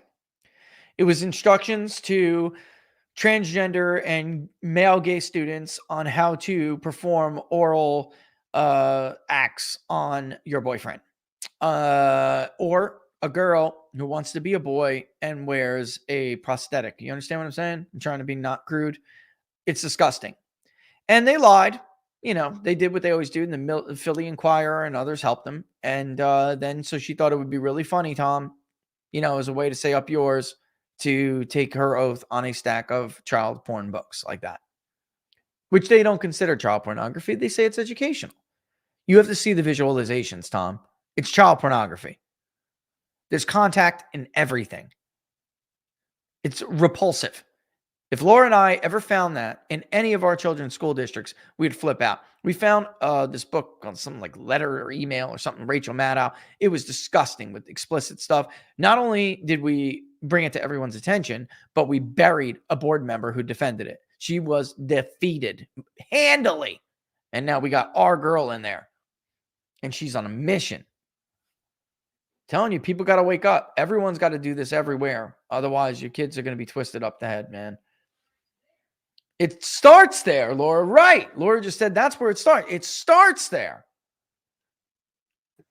How do you think so many minds changed, okay, over the years? Now think about Yeah, it. They've been doing this they for did some it. time. They They put their played foot in long the game. door. They get into the school systems. They manipulate your children. I mean, it wasn't long before I started seeing homework that was using words like redistribution and things of that nature. Like, no. And then I even brought up a math problem. I'm like, I do not want to see math problems on my child's homework that consist of this language. Do you Political language. understand? Yep. You remember Bernie? Remember when I flipped out in Florida? They were talking about like how Bernie Sanders has a more compassionate ideology, and I flipped the hell out. And more compassionate than Abraham Lincoln and Republicans. And I totally lost it. I went in there with pictures of mass graves, dug by communists, what Mao did, what Pol Pot did, and I started throwing them on desks. I flipped out, man. I lost it. I started in the office too. I flipped out. I was like, "You're yeah, really? Yeah, all right." Richard, the problems in South America playing in the polls any? Not really. I mean, there's this general idea that things are out of control and this group of people are screwing everything up, but not really. I do think though, however, that some of the results could be a foreboding, or a foreshadowing, really. Excuse me. Charles. Hey, bro. I like listening to a YouTube channel on giants in the Bible. Do you think it's true our special forces fought one in the mountains of Kandahar? To throw some fun at today. When one of my brothers tells me it's true, I'll believe it, but I don't know. Though nothing would surprise me. Nothing would surprise me, man. Nothing surprises me. I don't go off down rabbit holes, but my mind is open to the possibility of things. I do think there's something to be said for the stories of our ancestors. I do. But remember an Apprentice episode where the contestant won an episode's challenge and got immunity from being fired. He tells Trump, quote, "I think I did so well. I'm going to give up my immunity," unquote. Trump fired him for being dumb enough to put himself in front of the firing squad. No strategic benefit. Him going to the debates would be Trump ignoring his own lesson. What a great... Here, Jerry. Here. Laura, do you, and this is from Ideas Not Money on Getter. Laura, do you see progress being made by the GOP in the get out the vote operations? No. Sorry. Not from them. Some third-party groups are doing what they can. One, I don't want to blow them up, but one in Michigan, fantastic. And it's, I don't want to give away conversations I've had in confidence with people, but I can tell you this, some of the most capable people are not getting the resources. They're running on shoestrings and, skeleton crews, and it's terrible. Terrible. And the Bank Your Vote initiative is a joke. It's just already established 3 out of 4, 4 out of 4 Republican voters. It's not anything to do with the new voters that we're talking about. And that's sad. With the exception of Allegheny County and some places in Virginia, even, I do not see what needs to be done. And even in Virginia, I would even put Allegheny, the people who worked in Western Pennsylvania this last cycle, the 2023 election, I would put them in a totally different category than everybody else. And I mean being above everybody else. What are your thoughts on the precinct strategy? Got to do it. It's brilliant. And there's still more to do. Cinema could, I don't know what that means, Laura, but okay. Oh, you mean with like a Democrat who could? Yes, she's shrewd enough. I absolutely could see something like that. Is there bad blood between Rosendale and Trump besides the phone call rejection on the House floor? She seems like an establishment shill. I don't know the full story of that. I don't want to comment and pretend like I do. I do know that there's something Rosendale is more than one time. Rosendale has done something stupid. I don't want to say though that I don't want to comment any more than that. If I had direct, more privileged information, I would tell you. I would, you know me, but I don't. Is there still a possibility that Rosendale enters the race? I don't know. And Laura, when Trump wins. Yeah, you know me though, Laura. I can't do what you do. I have to cover my bases. Do phone banks actually work? Wouldn't Rob calling work better? Robo, you mean? Seems no one ever picks up or ends up hanging up after you ask them to vote. Okay, it does work. It does. So does just digital outreach, but that costs money. What I'm saying with phone banking is free. It's just a matter of your time. And the reason why phone banking is better than Robo is because Robo can only be used on phone landlines. You could Robo older people because they vote, they're going to vote, and that's fine. But if you're trying to reach people below the age of 60, say, you're not really going to do that very well unless you personally call them. Yes, Americans can be very mean. I'm a pollster. Not only do I have other agents conducting interviews, I do it myself. They're mean. All right. But it's a numbers game and you have to just keep it up. You're not going to turn off more people unless you're totally, totally pestering the same people over and over again. But if they're mean enough to do and say something nasty and hang up on you, you aren't going to get their vote anyway, probably. All right. So, that's it. So we're at the end of the rope here at 210. Woo, already? We didn't even get to the Christmas poll. Locals, I'll have to check what you guys suggested before. Man, all right, that's okay though, because it's not like we're going to run it yet. And I really wanted to give some time for that. Not even the debate, the things that are going on that have gone on. I wanted some time for them to settle down and marinate before, we jumped in anyway. For instance, Doug Burgum, where's his stuff going? Favorite Christmas movie or song. Love that, Nicholas. Love that. Let me just do a couple of them here. Red Diver. Some of Hollywood's most iconic movies have either been Christmas movies, It's a Wonderful Life, Die Hard. Should Hollywood return to using Christmas as a backup for more of the higher budget premiere films? I meant give me a suggestion. Oh, you mean for that? I see what you're saying, but I don't know. I mean, some people, not everyone would have an opinion on that. When do you put up your Christmas decorations? When do you take them down? Do you open any presents on Christmas Eve or strictly on Christmas Day? Ooh, Joe, I like several of them. That was a good one. The Christmas. Yeah, there's several of them I really like, baby. Yeah. Yeah, those are good. That's a good idea. Mm-hmm. Or we should also add, do you add other Christmas traditions like Père Noël or things of that nature to your regular Christmas festivities? Like, how Père Noël puts candy in the slippers? Yeah. Favorite kind of Christmas cookie? Oh. Ooh, I like that. I'll tell you what, it's at least because we did the Christmas Carol question last year, what's your favorite version of the Christmas Carol? I think we should do, and I thought about it, like Christmas movie would be a good one. And we'll just get a list of the top Christmas movies and then we'll do like other. I like that idea. That's really Now in the other, are you going to let them fill in? Yeah. Good. Yeah.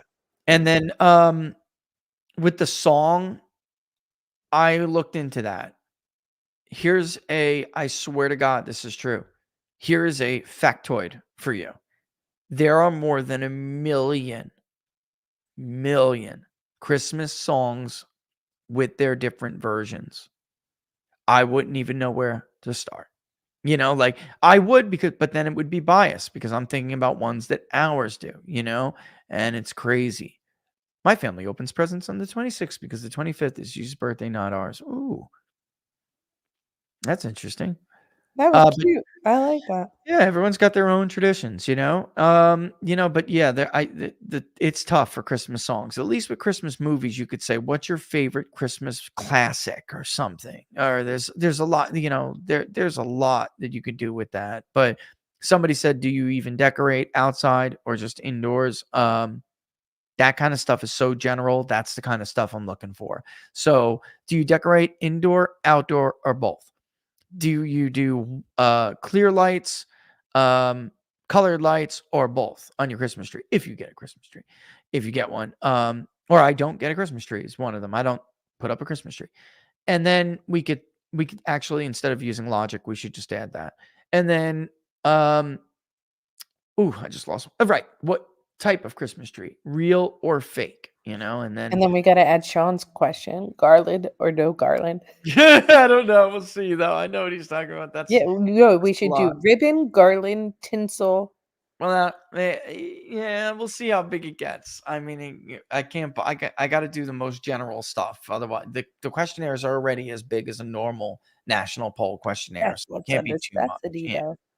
I know we'll get a drop off rate though, and I don't want that. We have to be careful. There has to be something that's very easy for everyone to understand and everyone relates to it and then moves on. I could do a big social media poll and have everybody share it though and give them the results of that. That could be interesting. Yeah, You know, let's do both. and we could always weight it to be representative. You know, we could. Census representation, simple. You know, it's not even voter, it's adult. Simple. All right. So with that in mind, I guess I'm going to kick rocks and get out of here. Leg lamps or no. My daughter danced in a parade the other day, Matt, and one of the floats had the giant electric sex lamp from A Christmas Story. It was epic. And then, of course, everybody from the sidelines going, "Whoa, look at that. Must be Italian." Right? Fragile. Ew, it's Fragile. Must be Italian. Oh, man, what a great movie. What a great movie. What a great lamp. Right, guys? Anyway. Matt, I'll see you guys on Monday. I'll see you locals before that, of course. And we will keep up with those suggestions. We'd love to hear them. And stay safe. Okay? Stay safe, stay cool. And have a blessed weekend. Have a blessed weekend. Don't forget, of course, share the Public Polling Project, contribute to it. Far and wide, linked is in the description. Special thanks to Jam and Bean, of course. If you like the video, don't forget to like it on your way out. Share it far and wide. And then, of course, subscribe. If you're watching on Rumble, subscribe. If you're watching on YouTube, subscribe. And then guess what? Go to the other platform that you're not watching on and subscribe and like the videos. Amen. And it really does help, guys. It helps. And, of course, like Laura just put up on the screen, don't forget the best place, of course, to follow us is on Locals. peoplespundit.locals.com. And we'll see you guys soon. Thanks as always, folks. Deuces. Stay cool. Deuces. Deuces.